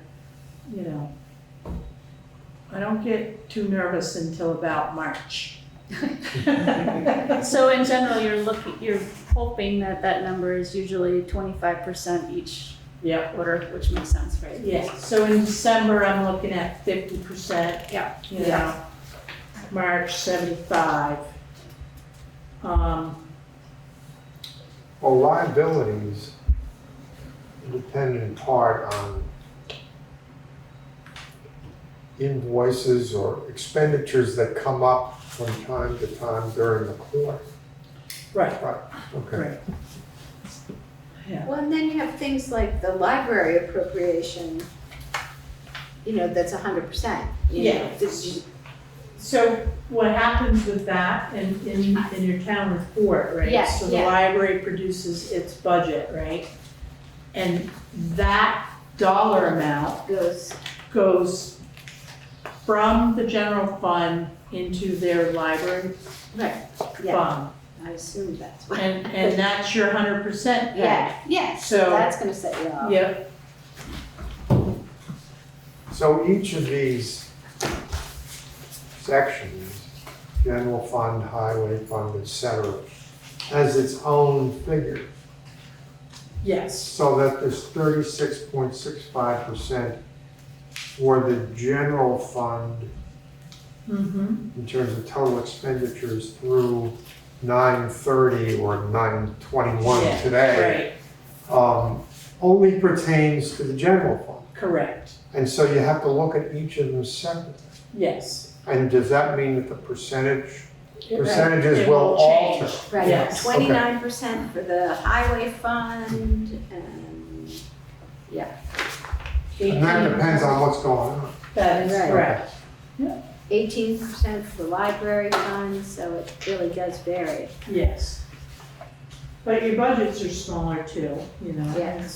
So, again, I don't get truly concerned until, March when I'm looking at numbers, but, after last year too, and this year is gonna be just as hard because of cost. We just because the money's in there, we plan for it, because that's why we do the budgets and the proposed budgets. We plan for it, but there are some things that, are out of our control. And, a lot of this is, some of it you have to guess at. So, the medical insurance. Right. We could hire, 2 people for the highway department and, somebody wants a single plan and somebody wants a family plan, right? So will I budget for that? Not necessarily, because I'm not Because you gonna, don't know. right, and I'm not gonna budget 30,000 for a family plan and we don't hire somebody or they end up with a single plan, because that's taxpayers' money going into a budget that's not gonna get used. It ends up being surplus at the end of the year, and then the voters can decide how to spend that or allocate it. Right. But, yeah, it's not a precision. It's never gonna be right to the penny, but as long as we have a positive at the end of the year, then I'm satisfied. So this is an FYI report to the board. Mm-hmm. It's not something we have to vote on. No, I have to provide at least quarterly budget reports to this board, Okay. because you are the legislative body and you are the ones, So what stops with us? yes. Well, just having shown up recently, I appreciate the tutorial. Anytime, Charlie, anytime. Okay, is there a discussion among the board about the quarterlies? The quarterly? Is there any comment online? All right, moving on to Selectboard Unfinished Business, town meeting Australian ballot versus in-person update. That's got your name It's on all it. you, John. Okay. Karen's going home. As you will recall at your last meeting, I said we need to start thinking about these issues. The town manager, the moderator, and I had a meeting that next week, and we came to the same dichotomy that we discussed last week. One of the proposed, if we have total Australian ballot, we get higher participation than an in-person meeting. That's just a fact of life. One of the other proposals that was floated was, well, how about moving the day? Meet on Saturday rather than Tuesday. And so I went back through town reports and we tried it and it didn't work.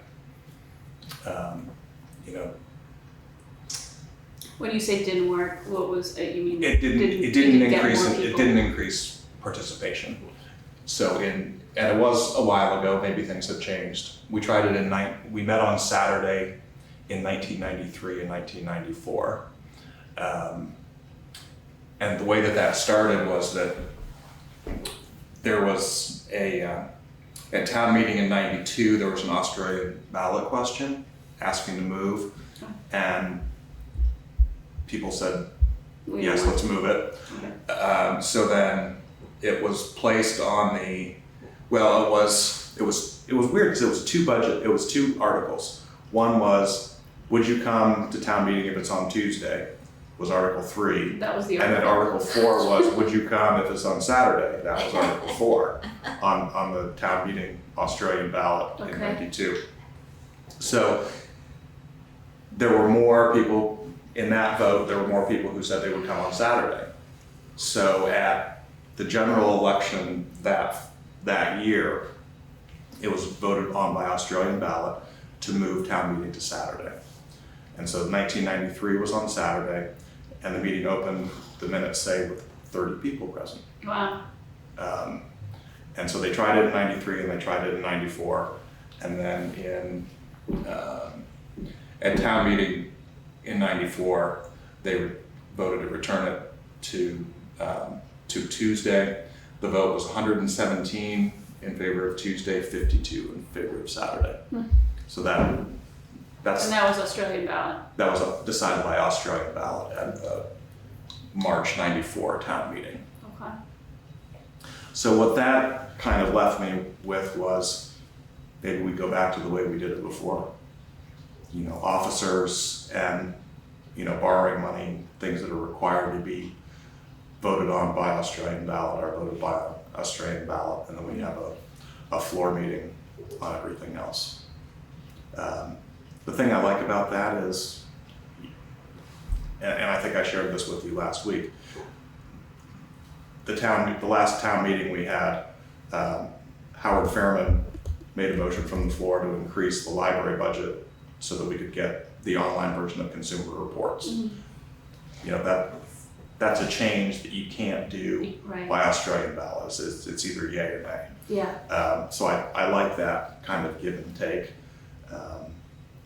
The school has, you know, we've made introductions with the school and we need to follow up with them depending on what you guys decide, whether we have it in person or the other option would be to have a special meeting or a separate Australian ballot that would have to be hand counted on election day.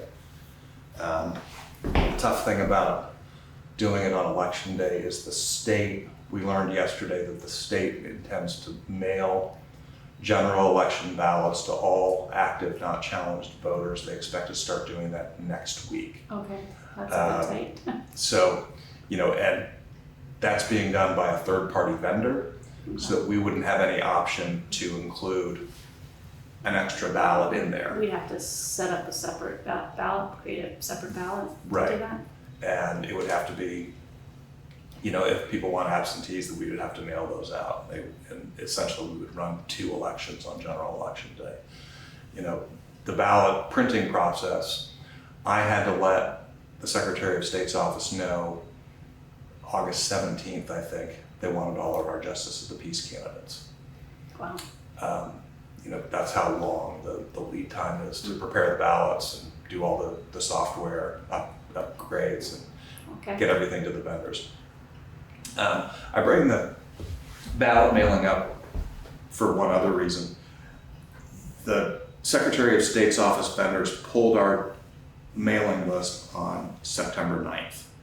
So if you have had any changes in your living situation, you've gone off to college, you've moved house, your ballot will not be delivered, it will come back to me, and you won't get one unless you contact my office, and we can issue you a new one. Okay. So they don't forward it. That makes Ballots sense. are not allowed to be That forwarded makes by the sense. post office. Okay. We left off last time saying maybe we would canvass our constituents. Did anybody get any feedback? I mean, I would hate to say that I canvassed my constituents, but I did have a couple conversations with a few people. And it left me feeling like we should stick with town meeting in person, in part because of the emphasis that I heard on the value beyond just voting, the community building value to it, the fact that the kids who are in the school, kids are aware of it, that it gives a message to the school and the kids about community engagement and voting and the importance of that. I don't know, the few people I talked to were just really, thought it would be really sad to give this up. So are they people that normally go to town meeting? I think they were people who sometimes do and sometimes don't, Okay, all right. you know? I mean, I think that was, I mean, my personal feeling is that, as John, made clear, the piece that, is missing in Australian ballot is the ability to amend warrant articles, and I do feel like that's really important to the town body. It's the one chance that the town has the ability to do that. I think for the past couple of years, this board has had a little bit of outsized power because we were the ones basically crafting the warrants with public input, but not to the extent that people could amend them. So I feel like that's pretty important. I am aware that there are people in town who, for whatever reason, they can't go, they don't feel comfortable going, they would rather not vote in the negative on a voice vote. That those people may feel disenfranchised. I don't have a good solution to that, but I am aware of it. Not that that makes it any better. What's your feeling, Charlie? Well, I support what you're saying for the additional reason that the give and take among citizens is fostered by an in-person meeting. I may have mentioned it at the last meeting, but there's a professor of political science at UVM who's written a book about New England town meetings, particularly those in Vermont, and he stresses the importance of participation, and he makes a persuasive case. Do you have any thoughts on this? Okay, all right. Before we get to some kind of motion, comments online, Mr. Fairman? Thank you, Madam Chair. Just to mention, because in case people may be unaware, now that Governor Scott has lifted the state of emergency in Vermont, an in-person town meeting is mandatory per Vermont statute. Simple as that. Specifically, it says, a meeting of the legal voters of each town shall be held annually on the first Tuesday of March for the election of officers and the transaction of other business, and it may be adjourned to another date. When a municipality fails to hold an annual meeting, a warning for a subsequent meeting shall be issued immediately. And at that meeting, all the officers required by law may be elected and its business transacted. Now, this does not, of course, preclude Australian ballot for warning articles where Australian ballot is allowed, but there is no possibility of doing without in-person town meeting. Thank you. All right, is there further comment online? Okay, so I guess Can I make one other comment? yes. Just that, given that we know that there are people who, for various reasons, can't or aren't coming to town meeting, I just think that it behooves us all to figure out if there are ways that we can, things that we can do, to solve as many of those problems as we can. We can't solve them all, but whether they're transportation or childcare or the great lunch that we've had before, whatever it is that is going to make it more accessible to people. I don't know. I mean, like at Landmark, we get paid to come to take the day off, and I want to go to town meeting, and I wonder if, I'm just wondering whether other kind of ways that we can support people who are having to lose salary, or I don't know. I'm just If people do have those issues, I would encourage them to contact the town clerk, because there are a lot of things that we can do to make it easier. You know, take the case of illness. You know, if you're ill, we can send 2 justices of the peace out with your ballot. There's always early and absentee voting that we try to make accessible. The other thing that they should do is they should come to select board meetings. You know, if you have a strong opinion on some part of the budget or whatever issue is going to be warned, you know, the time to raise that is November, December, January, when the select board is considering the articles for town meeting. But again, the town clerk is very accessible. I want you to vote. I take it personally that when we don't have 100% participation. And there's a lot of things that we can do to make your participation easier. And that's true in the general election and at town meeting. Okay, so I was gonna say we wanna put a motion on the table, but actually we don't need to put any motion on the table because we're not changing anything. Right, it just goes back to the way it was before. Right, okay. Okay, so it sounds like the general consensus here, without taking a formal vote, is that we are returning to normal. Mr. Fairman? Thank you, Madam Chair. Select Person Alden's comments are points well taken. We should bear in mind that we've demonstrated that Zoom can be used for participation in town meeting. I'm uncertain whether it can be used for the purpose of taking a floor vote, but we could consider the possibility of, at least for those who wish to attend, so to speak, without voting, whether we could make Zoom available at town meeting at Putney Central School. I don't know the answer to that offhand, but we certainly do have plenty of time to find out. And BCTV and Port Trowbridge probably could tell us right away how we can do that. Thank you. Karen? When you attend town meeting and are intending to vote on the floor, you have to go through the barrier Right. and have your name checked off. There's just no way to do it via Zoom. I'm not opposed to, you know, people watching from home and maybe texting their spouse or, you know, Focus. friend or whatever, you know, make a motion on this, you know, that, I don't have a problem with that, but the motions have to come from the floor. And in order to get on the floor, you have to go through the checklist.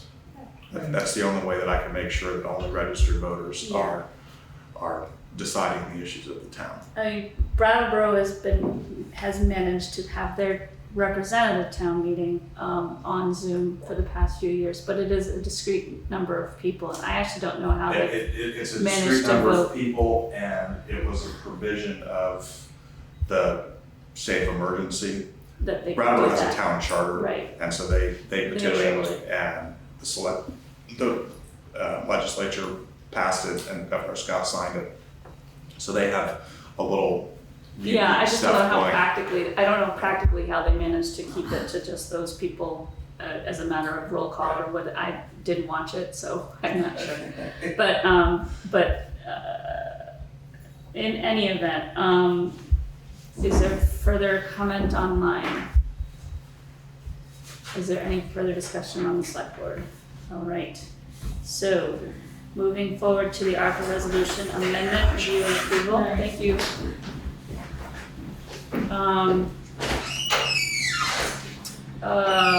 This is amending, This is amending the ARPA committee resolution to take into consideration, the current resolution says the committee is in charge of all this it money. has an actual dollar amount in It it. has a dollar amount of and says that it's their job to recommend to us how to spend all that money. And that was a problem we talked about this last time, right? That was a problem for the committee. They just didn't feel like that spoke to what the actual reality was as the town, as they were hearing the town say, well, maybe we'll spend money doing this or doing that. Right. So we tried, so in the last meeting, it seemed clear that the issue was really it was less about they got off, some members in the first conversation were really upset that the town select board would consider spending money without their approval and without going through them and without them being part of that process. In the second conversation, they seemed to settle down around that issue. That didn't seem to be the concern as much as, let's just make the resolution speak to what the reality is. Okay. Okay, so that's what we're trying to do here, is think about a couple of different ways we could add to the resolution in order to really state what the intention was. And it seemed like we could do it a couple different ways. We could, option one sort of says, the percent, says, that the select board will set aside a certain percentage or dollar amount of the ARPA funds for timely or urgent expenditures. Option two says that the blah blah blah select board reserves the right to make.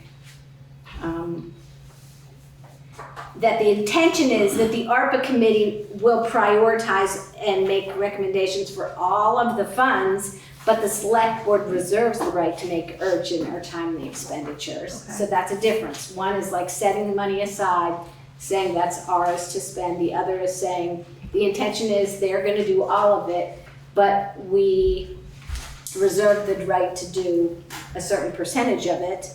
The third option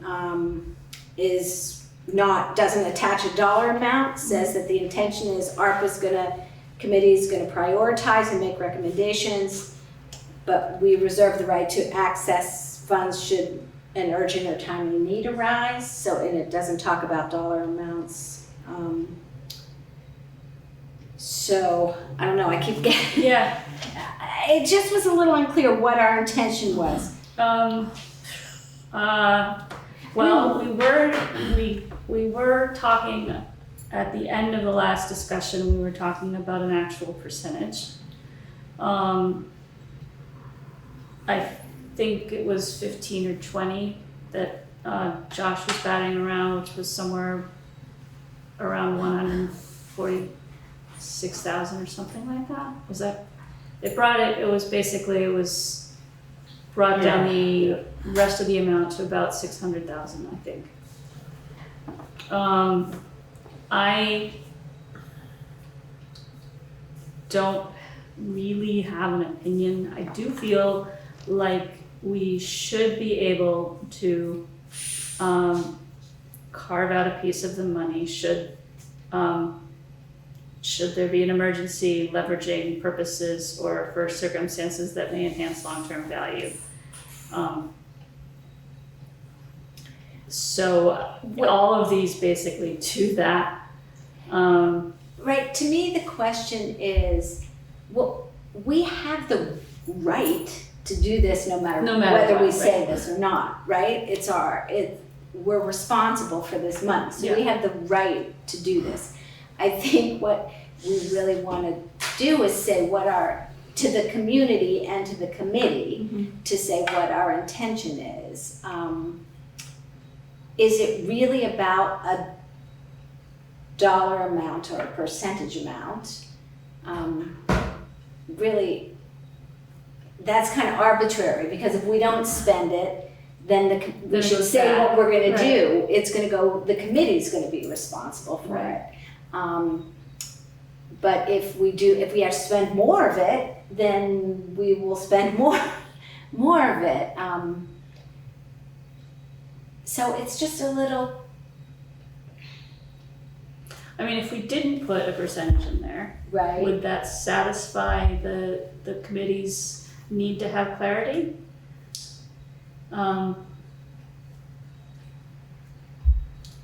Because like you said, it's, we do have that right. We can take the whole thing and spend it, tomorrow if we want, but that wasn't our intent. Well, I think when we created if the we committee. say that our intention, that's where kind of some of this language around intention falls. Is it our intention that the ARPA committee will prioritize and make recommendations about all of this funds, but we reserve the right to access funds should an urgent or timely need arise?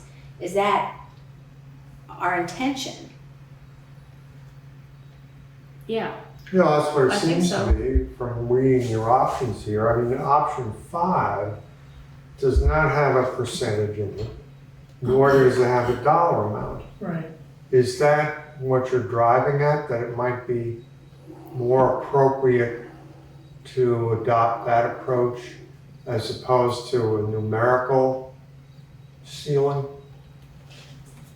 Or is it you guys just don't wanna do all the work and then have something come up? Yeah, that's exactly Right. what it, you know, So you want a kind of at least a baseline dollar figure. well, or an intention, you know, I'm not sure, what's your sense? Well, the intention is number 5. I mean, I understand where the ARPA committee is coming from, because, Yeah, I- they don't I wanna do that. put time and effort into something that turns out that the select board's gonna spend $400,000. right. You know, and, you know, if we're looking at investing money as well, Mhm. that kind of ties our hands too, because you don't wanna have, you know, $100,000 wrapped up in a money market, because Right. you know you're not gonna make that much money quickly.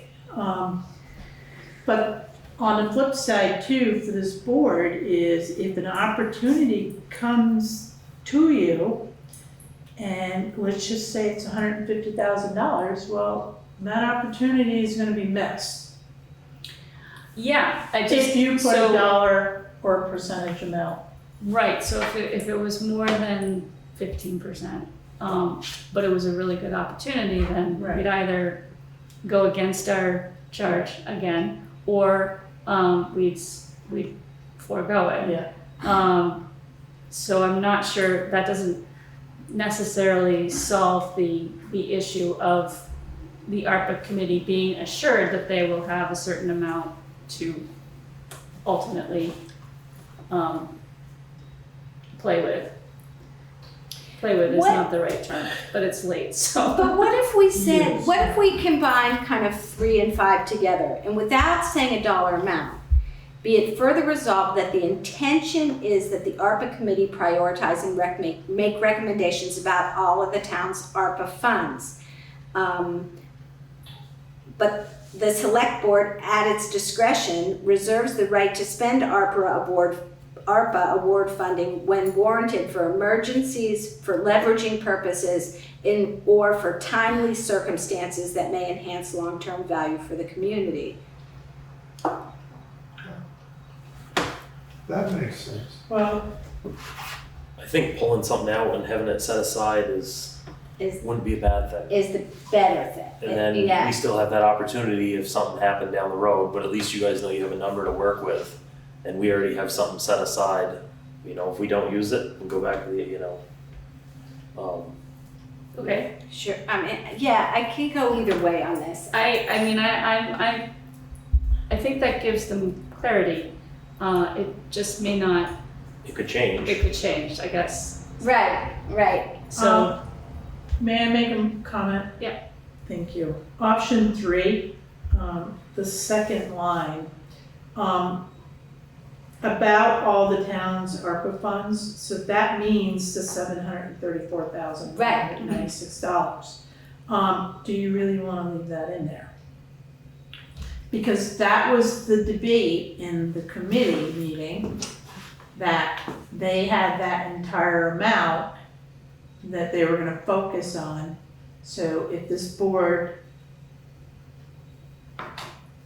intends to want to have money in case of an emergency or an opportunity or whatever, I think that's what we were getting back to, possibly pulling out a percentage. I guess my question is, what is that percentage, and is 15%,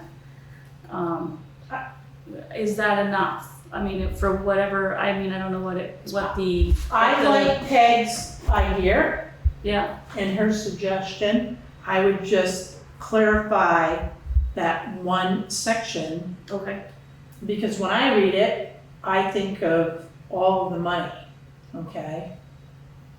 I actually am going back, I I'm think liking that's- yours Yeah, better. I'm liking yours Gives better. them more sense of what they got to work with. Right, so if you go up to option 1, be it further resolved, the select board will set aside whatever we decide, 15-20% of the ARPA funds for timely or urgent expenditures. I think that's. The purpose of the ARPA committee shall be to determine appropriate uses of the remainder of the fund. Okay. Is that, it sounds like we're all sort of leaning that way. Does that sound, is that true, Charlie? Are you? Well, two things. Option 1 does not incorporate Peg's notion or concept of intention. Option 2 does. Be it further resolved that the intention is that, whereas option 1, Oh, I see. it just, Right. it says the select board shall. So if you're gonna focus on intent or try to bring intention into as a factor, 2 seems more appropriate. I guess the question is, as far as the committee is concerned, would they feel better knowing that there's money that's off the table? Or would they feel better knowing that they may have that, but money may have been taken off a percentage of the money may have been taken off the table? Sounded to me like they really wanted clarity as to the actual number they were working, Which could change. which but could change. Right, At least- exactly. At least, I mean, if we pulled out 150,000 Mhm. and set that aside, that's a pretty good chunk of change. You know, and let them have the rest, you know, to work with, and if something came up, we'd go from there, but that's my opinion. Okay, can we say something, if we go back to 1, the remainder of the funds, can we say something about what happens if we don't spend our 15%? That needs, you know, if, like, are we really saying that we want 15 or 20, whatever percentage, that we're going to manage that, or that we just want it there in the event that we just want to, if we don't spend it, it's going back to them. We're not going to, Well, it's not really going back to them. well, back to their process. But the process will be to determine recommendations, and at that point, if it's not spent, then I would think that, you know, the committee would know that, all right, this money's sitting here, you know, what else can we use it for? But I don't think they. Well, we also don't want to run into the issue where there's $150,000 of unspent money that we didn't allocate correctly or in a timely fashion before the deadline. So, Yeah, but we took the single allowance, which we can use for anything, including a deficit in our budgets. so Right. if the time, if it Yes. came to that, we would Right. just. There's a lot of unknowns right now. Sure. Right, Until we get exactly. into the process. Yeah. Right. It's just trying to satisfy Right. both parties here at this time. Janice, you've had your hand up for a while. You're You're muted. muted. That's okay. I've been interested listening to the discussion because this is my first exposure to any of the ARPA discussions. So my questions are more like clarity. So it does seem to me that the select board does actually have final authority about how this money is spent. So the ARPA committee just brings you their recommendations. And if you don't agree with them, then you can say, no, we can't have another playground, or we can't do this, or whatever. Okay. I'm not sure the community really understands that. You know, a lot of things are perception here. And maybe this isn't the place to ask this question. It's more for the ARPA committee, but I don't know what their process is for listening to the community. I haven't heard of any, you know, outreach to the community to get feedback. I mean, maybe you're waiting for this community cities visit, but a community's visit, but, you know, are they planning on getting community input into how this money is going to be spent, or at least people want to see it spent? I can speak to that. Yes, the answer is Absolutely, yes, but this is a long process. We don't have to spend this money for a while. I get it. Yeah, I know. And the ARPA committee is trying to be very intentional about it, doing that, and they're waiting until after the Mhm. PRD community visit. We're going to be engaged actively in that process as a listening process to the community. I think what needs to happen is the ARPA committee needs to be communicating its process to the community. Yes. The community understands what the committee is doing. The thing that's hard is it's difficult to know how best to communicate to So, all right. So yeah, this was a little teeny piece I want to share with you. I might as well say it now. If I've learned anything from looking at these 125 postcards that we've been looking at, it's that somebody has to ask the question in one of these forums or surveys about how people want to get their information. There is so many mistakes, misconceptions, and people not knowing what's available to them in terms of social services, free activities. It's trail availability. It's just mind blowing to me. That's certainly, a question I think that the community needs to be asked about what's the best way for you to get your information. Because same thing with this, people are going to want to know, but people are always suspicious when there's a lot of money around. Right. It's an important question, Janice, that I care deeply about, is that communication. Yeah. And you're right. We have to keep working on that and figuring that out. Thank you. Is there any other public comment online?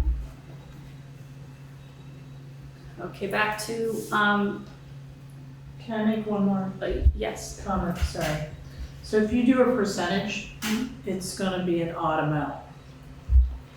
So you might wanna just do a flat number.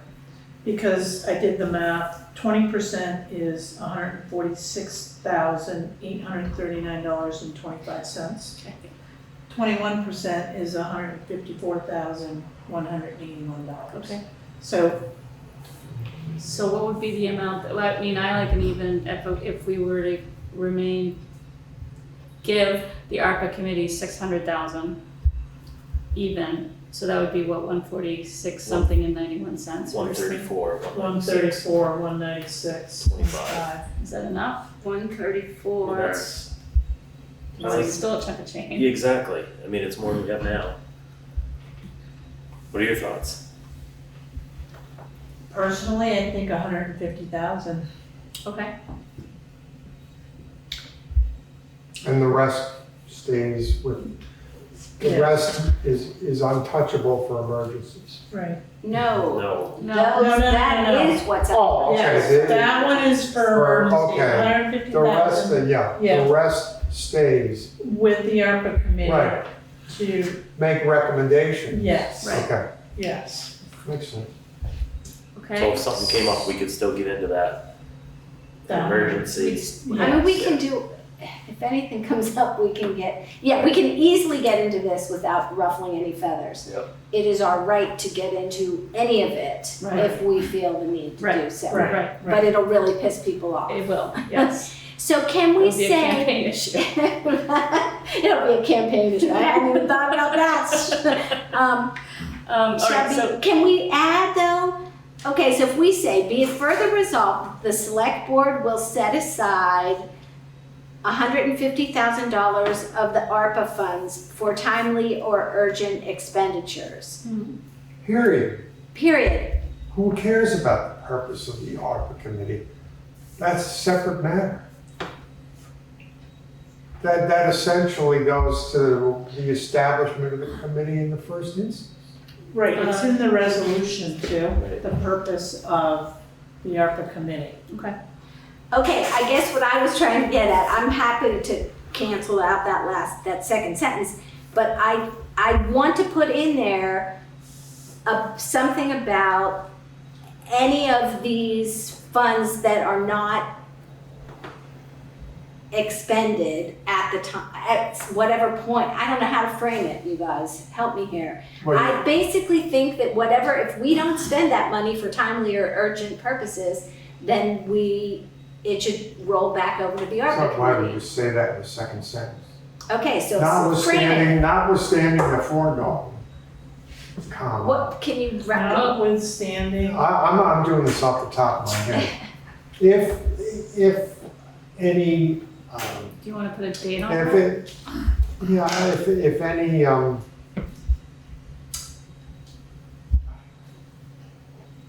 if timely urgent expenditures does not exceed $150,000, whatever the number is, then, I don't know. I don't like to do this off the top of my head. So, I mean, I like the idea we're kicking this around, but the actual language, do we have to adopt that this second? well, we're gonna have another meeting Not prior for- to the ARPA committee, so we Yeah. can Yeah, you want to table it and table it then, and try to. Yeah, I think that, yeah, I and then think you you, can come up with some language. okay, I mean, I think we all have a sense of what we Right. want to do. Right, Yeah, So the exact wording can be worked on right. and subsequently adopted. October 6th is the Yeah, next that gives meeting you guys for a us. yeah, that gives us a number, but it also gives us any money, the money that is not spent it by, gives us a guideline for what we Yeah. can do with it. Right. yeah. Gives Um, us the money to spend. okay. Us, So which it is- sounds like maybe we're leaning towards option one, we're leaning towards 150, right? Yes. And Charlie's going to come up with some language to round out option Yeah, to one. say if we don't spend it Yeah, on By, on timely or urgent expenditures by such and such a Right. date, yeah, then the percent, the amount of such funds shall revert to, so, you know, whatever. yeah, That's what whatever, you're that's what gonna we're work on. talking about. okay, Yeah. all right, He'll figure it out. Yeah, okay, We have So- faith in you, Charlie. all right, Well, so. that's good here. Okay. So you have a job, I Charlie, have a job, but Right. I don't have a job until marching orders, when? from now until the October October 6th. 6th. I got 2 weeks. Yes. Yes, but you have to get it to Karen. But before- do we need to get input from the committee before I? no, you draft just, something? No. No, No, Okay, we, that's what Peg is, Okay, that's why Peg. she is on that. you are the committee. facilitator. Yes. no, Okay. we're not on the committee, I'm just the liaison. Yeah. Liaison, right, Yes, yeah. okay, got it. all right, we've Okay. gone we're getting closer to something there. Okay, so the next piece is the employee personnel policy. Which is still in draft format. The first item is the holiday calendar. So I'm focusing on federal and state holidays. And in your packet, I listed out the current holidays that the town employees do get. Just for reference, the day after Thanksgiving Yeah, is on the far end, right. What is that? Is that? is in place of Columbus Day, okay? So we at some point they forgave Columbus Day. Oh, and you And mean, they ended up with having the day after Thanksgiving, which made a longer holiday. Mhm. But now that Columbus Day is actually being phased out for Indigenous Peoples' Day, Oh, yeah. I would recommend that that day be a holiday. We recognize Indigenous Peoples' Day. is it gonna be October 12th? It's, Or is it gonna be this, it's the a 3-day second, weekend, the second No, it's a- Monday of it's a s- October? yeah, it's the second Monday of every October. The other federal holiday that just occurred and was put on the calendar is Juneteenth. Right. So I recommend that be added to the holiday schedule as well. That's June 19th. June 19th, and then Indigenous Peoples' Day. That would give us 13 paid holidays. And 2 more than are listed here. Is that in line with the state, what does the state do? I know the state does, I know the state takes Juneteenth, I think the state takes, Does it take, federal does. take Yeah, August 16th? So, August 16th? Yeah, the Bennett. Oh, Ballot, that's right. no, so Bennington Ballot Day is not, The state it's gets it. observed for some towns in Vermont, but not all towns. Okay, Banks are open, post office is going, so, that one is, Sort of discretionary. yeah. And, you know, if you want, what we can do is the day after Thanksgiving, we can replace with Bennington Ballot Day. I mean, What isn't the day after Thanksgiving a federal holiday? no, I not don't think always. so. That, different places do it in different ways. Sometimes they give, I'm gonna back up. Do the employees get floating holidays at all? Floating holidays? Yeah, like a, The only one we get is, if you work town meeting, that's a floating holiday for okay, another day off. okay. So So it's supposed to be- some places will give what they call personal days or floating holidays. They're days that don't accrue. They disappear if you don't use them after the fiscal year is up. And they are intended to be in place of a holiday that, you know, when we're talking about religious holidays, a holiday that you celebrate but not other people do. That's the federal list, that's the state list right there, which does not have Juneteenth on there yet. Huh, okay. But they do have Bennington Battle Day. But again, not every town has that day. Maybe it's just federal that takes Juneteenth as not state. So are we gonna be consistent with federal and state holidays, is my question.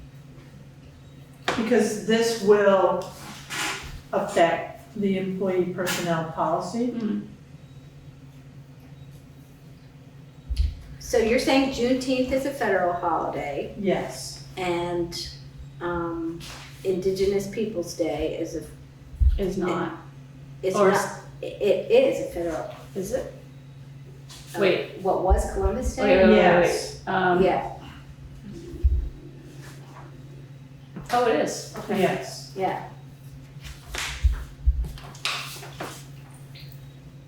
But Karen, are you I mean, I think you should have Indigenous Peoples' Day, and I think you should have Juneteenth. I mean, I think that makes sense. But it's not, we're not because it's being consistent with the state and the federal, because if we were being consistent with the state and the federal, we would also do Bennington Battle, right? That's correct. Right.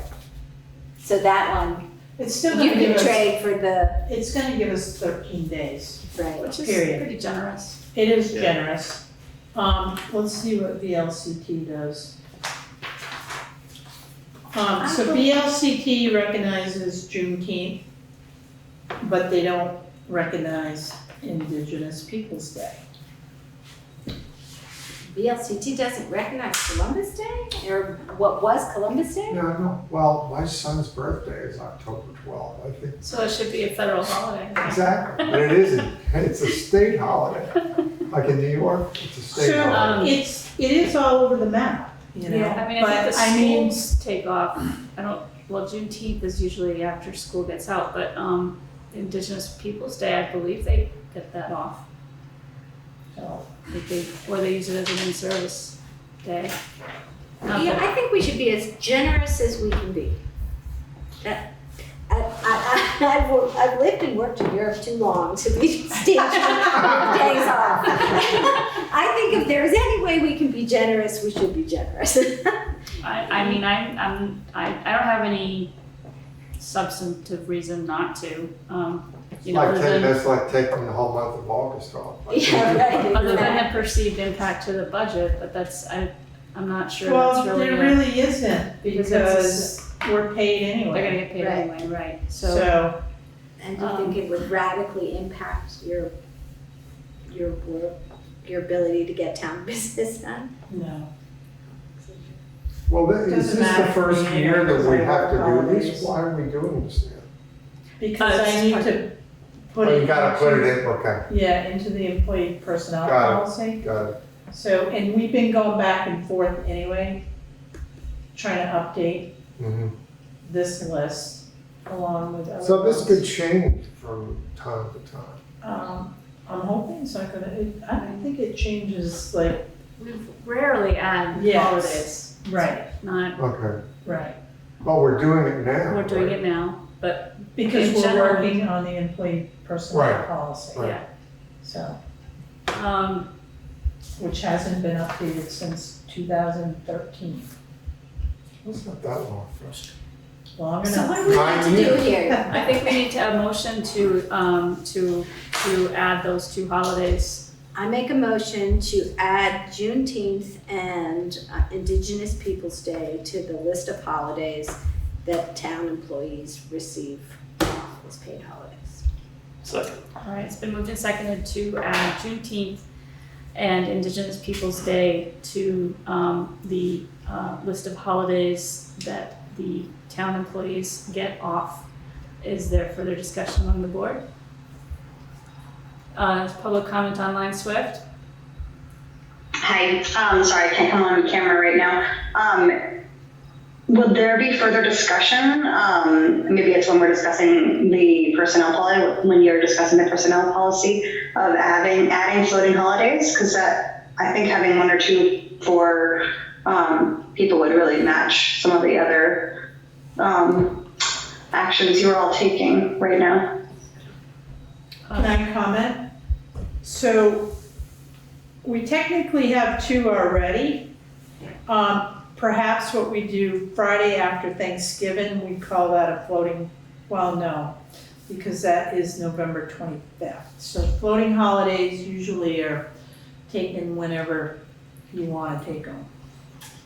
Yeah. Right, and for then the they- purpose and then- of being able to have Right. religious observance or Right, something. right. Right, and they don't accrue and they disappear if you don't use Yeah. them, so. So do we want to eliminate the day after Thanksgiving and just, No. No, I mean, so you're saying, the, so there'll be 14. The retailers will have a problem because that's Black Friday. Yeah, um, so we'll leave that one on. I don't know the answer to that. Brattleboro Brattleboro calls them personal days, they don't call them floating holidays. Good point, because we do already have two personal days that are paid by the town. That can, We get them January 1st and we have to use them by the end of the so year. it's basically the So same. there's, Yeah. yeah, there's 2 And days there's no right there. restrictions, like there's, okay. No. The only No, restriction you- is you have to use it before the Yeah. next Right. fiscal year. Great, well, there Yeah, you go, we got that. You So can we're take gonna- a half a day if you want, you take the whole day. Swift gives us a Yes. heart, you All guys. right. Yep, So we already have that, we just Yeah. don't call them floating holidays, we call them personal days. all right, so we still have 13 days then. Yes. Yes. Is there other public comment 13 online? holidays plus 2 Yes. personal days. Yeah, that's pretty Right. good. Right. It's a nice 15, a nice round number. Is that European? Oh, no, they would have so much. Yeah, Plus maternity leave, Yeah. or paternal leave, whatever, yeah, That's parental leave. That's all right. We can't go to the European model. But we can try, and we can We inch can get ourselves close. there. So is there further discussion among the board? Okay, hearing none, all in favor? Aye. All opposed? Okay, overtime? Oh, overtime. So in your packet, and this is in our personnel policy, which I need to just kind of run through the board. Hopefully we can do it quickly. So the current situation is, overtime, non-exempt employees, are paid time and a half. But the language in this proposed policy states that overtime pay is based on actual hours worked. So time off on holidays, sick leave, vacation leave, or any leave of absence will not be considered hours worked for the purposes of performing overtime calculations. That is not the case right now. I don't know how long this has been in play. And I have been warned that if there's to be any changes, that we get plenty of notification. So, right now you're counting your sick days, vacation, that includes, yeah, so somebody who's hourly, they work 3 days, they're sick one day and there's a holiday in there, but then they have 10 hours overtime. That 10 hours is time and a half. that doesn't seem right. Yeah, that seems off. Yeah. So I'm getting clarification from the Labor Department and from our HR consultant, because when I present this, if it changes to reflect this language, I may get some pushback, just to let you know. Okay. But we have to state a law. And I don't know, I can't remember when I was in Westminster, I think it was the same case up there. So I don't know how many other towns do this. I don't think Brattleboro had, I mean, I think this is the This is same. clear. Yeah, Yeah. I mean, there's no, I can't take Yeah. this week off and then also work time and then get time and a half. It doesn't work Right. like that. Right. It'd be nice if it did, but, Yeah. I mean, if I end up working on a holiday, that I'm scheduled to get off, then I get time and a half on those. Right, but you have to work 40 and then, I think actually I get paid time and a half on the holiday, if I end up working the holiday instead of, taking it off for whatever reason. Then I get time and a half. right. But that's not the same, it's not the same thing as having vacation for a whole week and then working midnight to 7 and getting time and a half. That doesn't Right. make any sense. So I'm just, I'm gonna get a little more clarity on that, but, So we don't have to do anything with this yet? You're just letting us know, or? I'm letting you know because I know it could be, a concern. Okay. And once we get the final policy for you to adopt, I'll Okay. have a definite. Okay. And I may pursue and have a conversation just to get a sense how it's gonna be perceived. Yeah, or impact people, yeah. I'm Got your trying to back. be Got diplomatic your about this right Right, now, and no, yeah, and it's late, and I'm like, but, Okay. All right, so that. Is there any comments online about that piece? All right, moving on to. Can I just ask one question? Yeah. Do we have a goal for getting the personnel policy tied up? You know, because it just, I know Yesterday. it's a lot of work. it was July 1st. And I know that we kind of you brought it to us and then we were all like, what? I think there's pieces still that are in play though, right? Because you Yes. have this piece that needs to be. There's not clarified. many though. Yeah. This is So we're one. getting The close. holidays was the other one. And the next item too. So the library and the rec department, so they're both governed by trustees. Right. And we still have not found any information about the rec department and how the town pays for the rec director and the person who does the snack shack. So they're paid employees. They get a stipend every month, but there's no documentation to how that became our responsibility to be paying them. So, the library, and Janice is here, and she can correct me if I'm wrong, but they have their own personnel policy. It is different than our town policy. They are paid town employees. So there are some differences in their policy from ours. I can say right now that library employees, if a holiday falls on their day off, they are able to take a different day off. I have Because they're two, not, because they don't work a full week. no, they work their How does hours. that, how would that work?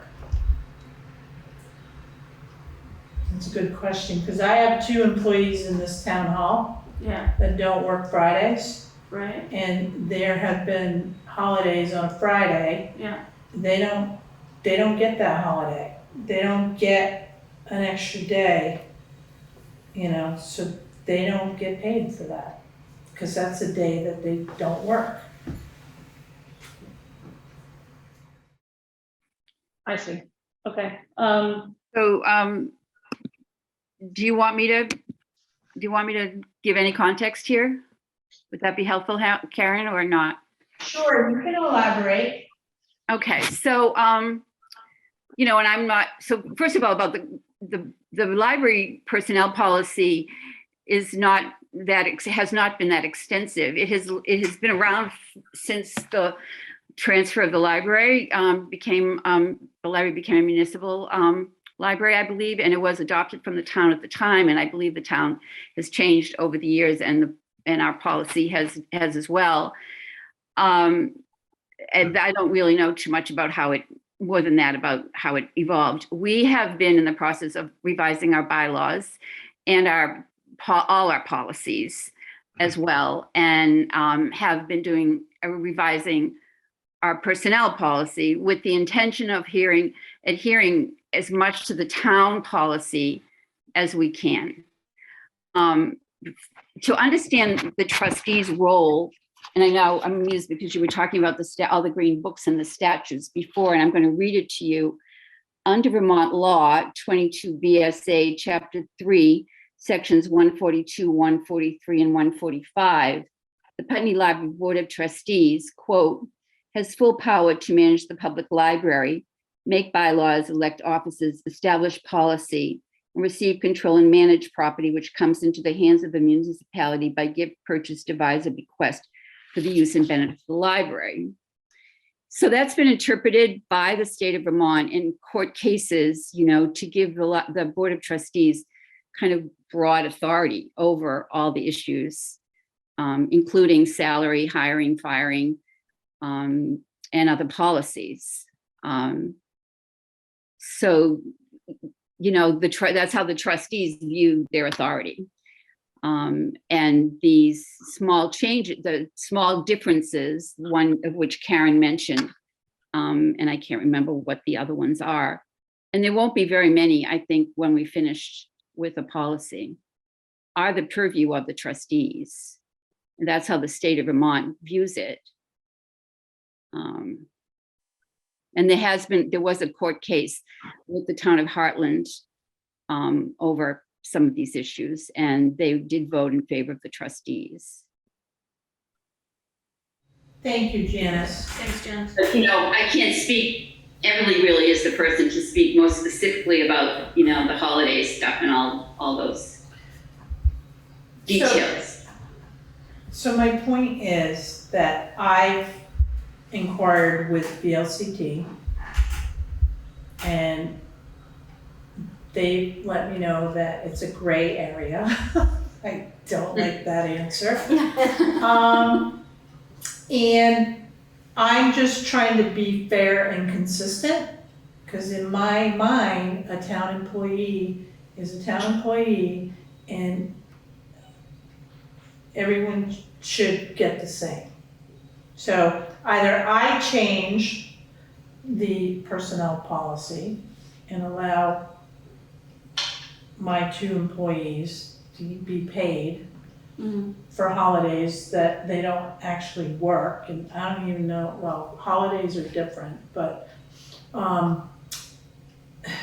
it's not easy to tease out.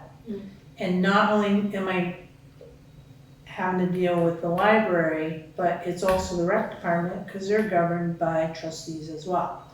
So unless we come up with some standardized procedure or understanding between both entities, we are gonna have some differences.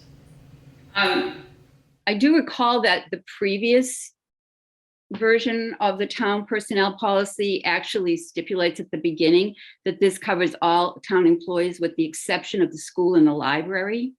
And the school was later, I think, removed for its own, was covered in a separate area. So it was in the previous, the 2011 policy that Karen has referred to, that the library was an exception to this policy. Some of the benefits that the staff have, a couple of them, I think they're from decades ago, and to take an extra vacation day away or something like that from a staff member in order to be consistent with the rest of the town would be a hard decision for the trustees to make, I'm sure. Well, if that's the case, then I'm just gonna give town employees what the library's getting, to make it fair.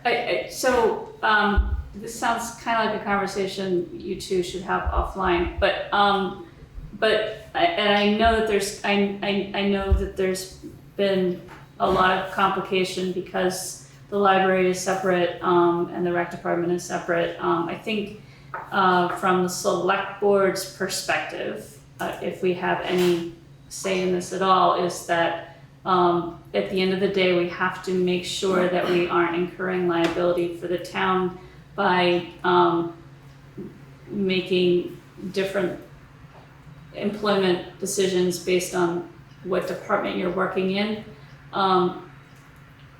And that as much as possible, the policies and procedures should be as consistent, it should be consistent. So if there's a discrepancy with the way that we are dealing with holidays across the library and the town, I think I personally think they should be consistent.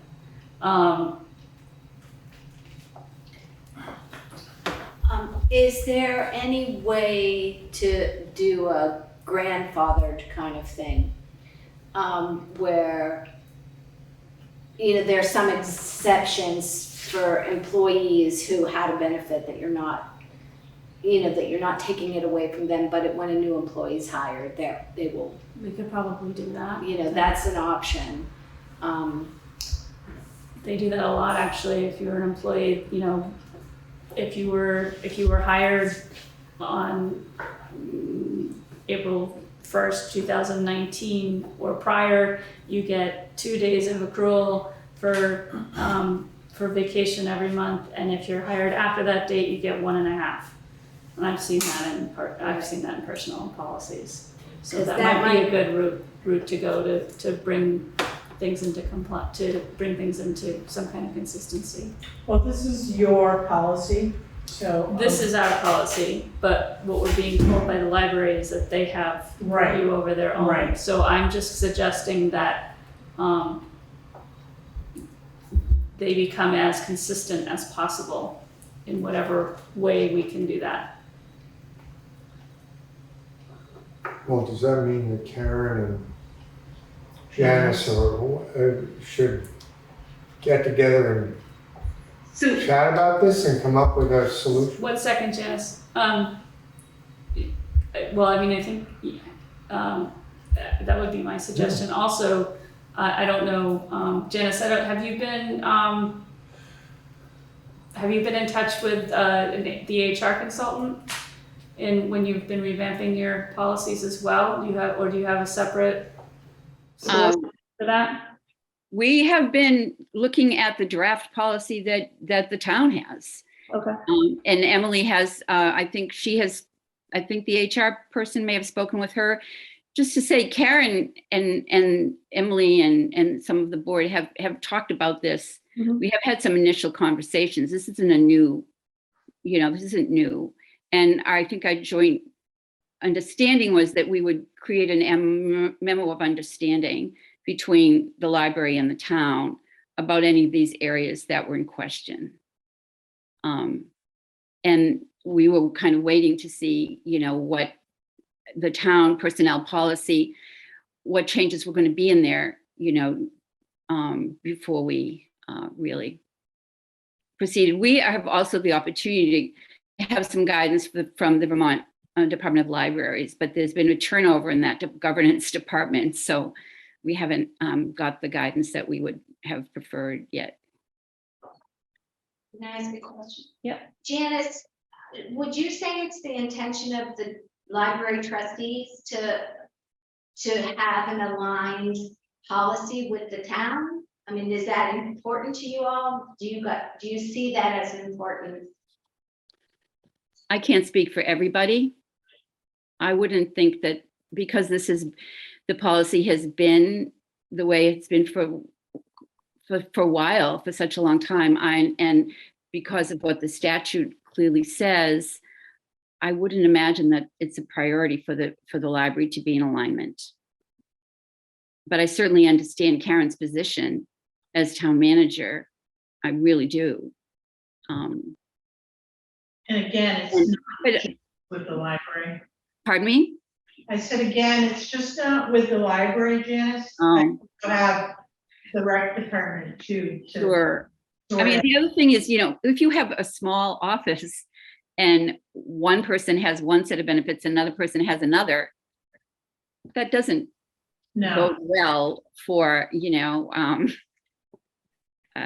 employee relations.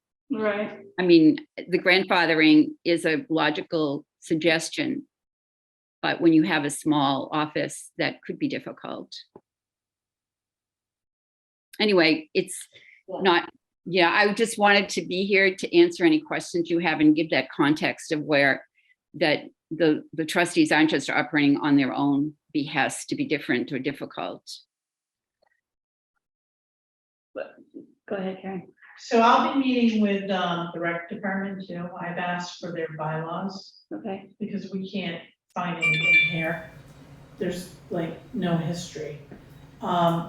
So I'm gonna have to work with them for a little bit too. And this library and rec department is something that's not gonna get resolved overnight. Okay.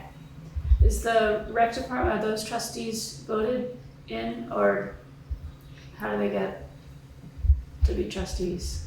They're not voted in by the I think I townspeople. remember.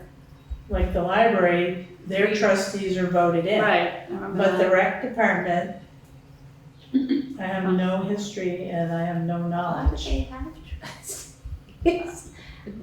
Why does the fire department have a fire association? So, Because they always have, I Right. don't know. It's never a good answer for me. It never satisfies me. I'm not a traditionalist. Yeah, I mean, I think if in the case that they are not elected, then that situation may be a little bit different in that there's no statutory authority for the rec department to have their own bylaws and their own procedures. So that one may be a little bit different, just to say. of course. Just to make your job even more fun. But I mean, we are paying a stipend though. Mhm. I mean, Yeah. and I think at some point, I'm just throwing this out there, but you may see a town rec department again. Only because of this. I mean, if we're paying them, Like an actual department. yeah, Yeah, like Brattleboro, yeah, Parks and Rec, yeah, that makes sense. yeah. I mean, if we're gonna pay them, we might as well like support them too. They're out there struggling Mhm. and I don't think that's fair either, Right, They're either a part of this government or they're, Or they're a private organization, yeah. You know, the other thing too is that we do, when they do their soccer tournament at Landmark, we provide the insurance Mhm. for them to do that. Okay, So so essentially they're town I'm recognizing them as a town department, entity, yeah, yes. yeah. Okay, Just like the library, although, they're both governed by trustees. yeah, So it makes my job difficult to try to streamline things Mhm. to be consistent and fair. right. Nope, that's, And there are some things that I can say, yep, that's a library thing, that's a rec thing. yeah, But when it comes to employees, then I have to be fair, yeah. so. Well, Well, maybe we can adopt a policy and have the library and or the rec department conform to what we decide. So that's apparently what they want to do. And that's part of the whole process with the employee personnel policy. Right, okay. If they're paid by the town, they're a town employee. So who decides what our policy is going to be? Us? Mm-hmm. So we have to have a discussion and, That's why we're having this discussion now. But it sounds How like, I don't forward- know, with the rec department, it sounds like we don't have enough information to know with the rec league what their situation is, but it sounds like from Janice, for the library, that it's different. We It's a don't have the choice just to say, oh, we think that the library should adhere to our policies. right, so they're town employees and they're also library employees. Right. Yes. So they- just had her hand up. No, I was having trouble hearing what Peg was saying, but I think she was clarifying for Charlie that there is a state statute in Vermont that gives the trustees the authority to set these policies. Right. the It's been tested in court. policy could be to align its policy with the town's policy with respect to the issue. It could be, They but it could- doesn't, Could be. they could choose to do that, but They- it sounds as though there's some differences of opinion in the library trustees, which is fine. There are 9 of us. I can't speak for everybody. That's a lot. Swift? Thank you. I just was going to echo what Janice said about equity in the workplace and having different benefits for different people seems like it could really create problems, especially with transparency of wanting that to be transparent and that it might actually dissuade new hires.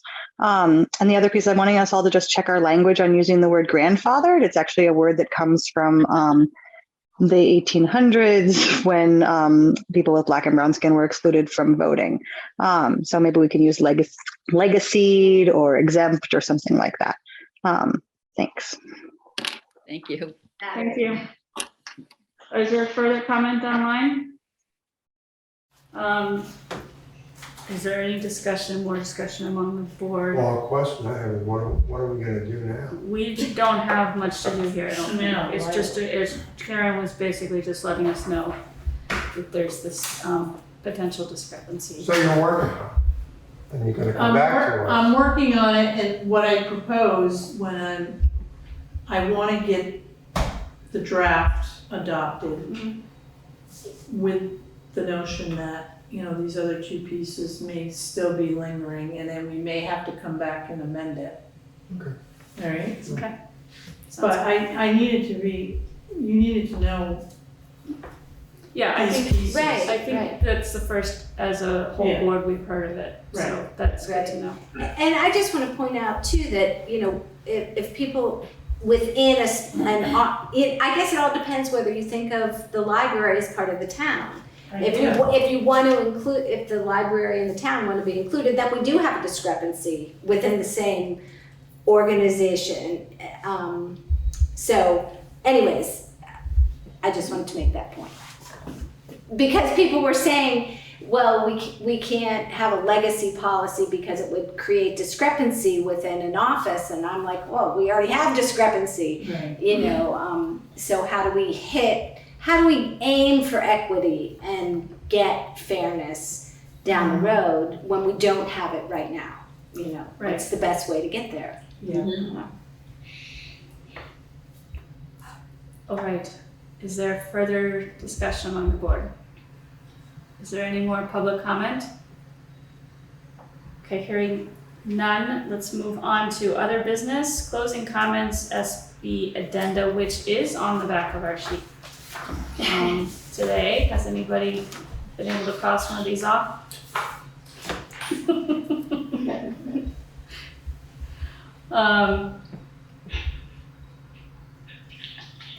I'm having a meeting tomorrow about the web design. Awesome. So that's progress. Yes, that is progress. I'm meeting tomorrow with Kim to Good. get her perspective on that. All right.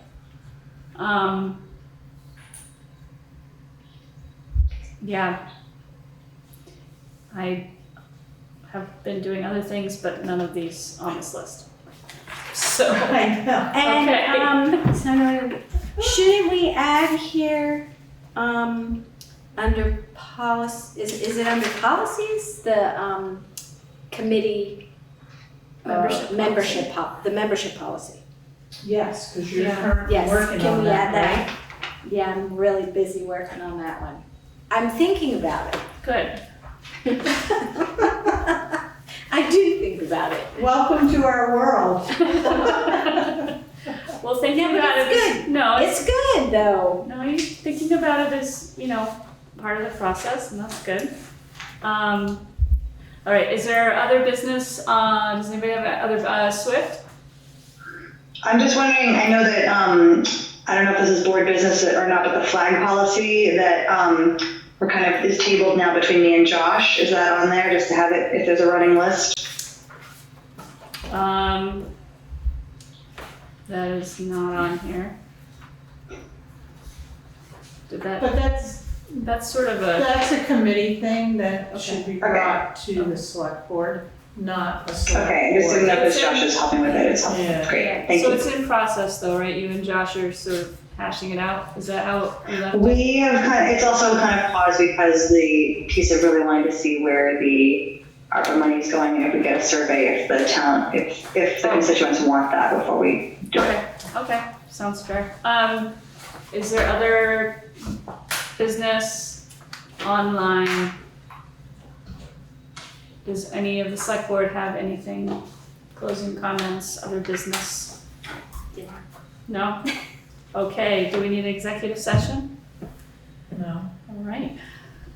So then our next meeting date is October 6th, 2022 at 5:30 PM. That will be a special meeting because we are canceling our October 5th regular meeting at the town hall and on Zoom. So I will entertain a motion to adjourn. Make a motion to adjourn. A second. All right, all in favor? Aye. Aye. Anybody opposed? All right. Thank you, everybody. Yeah. Thank you very much. Yeah.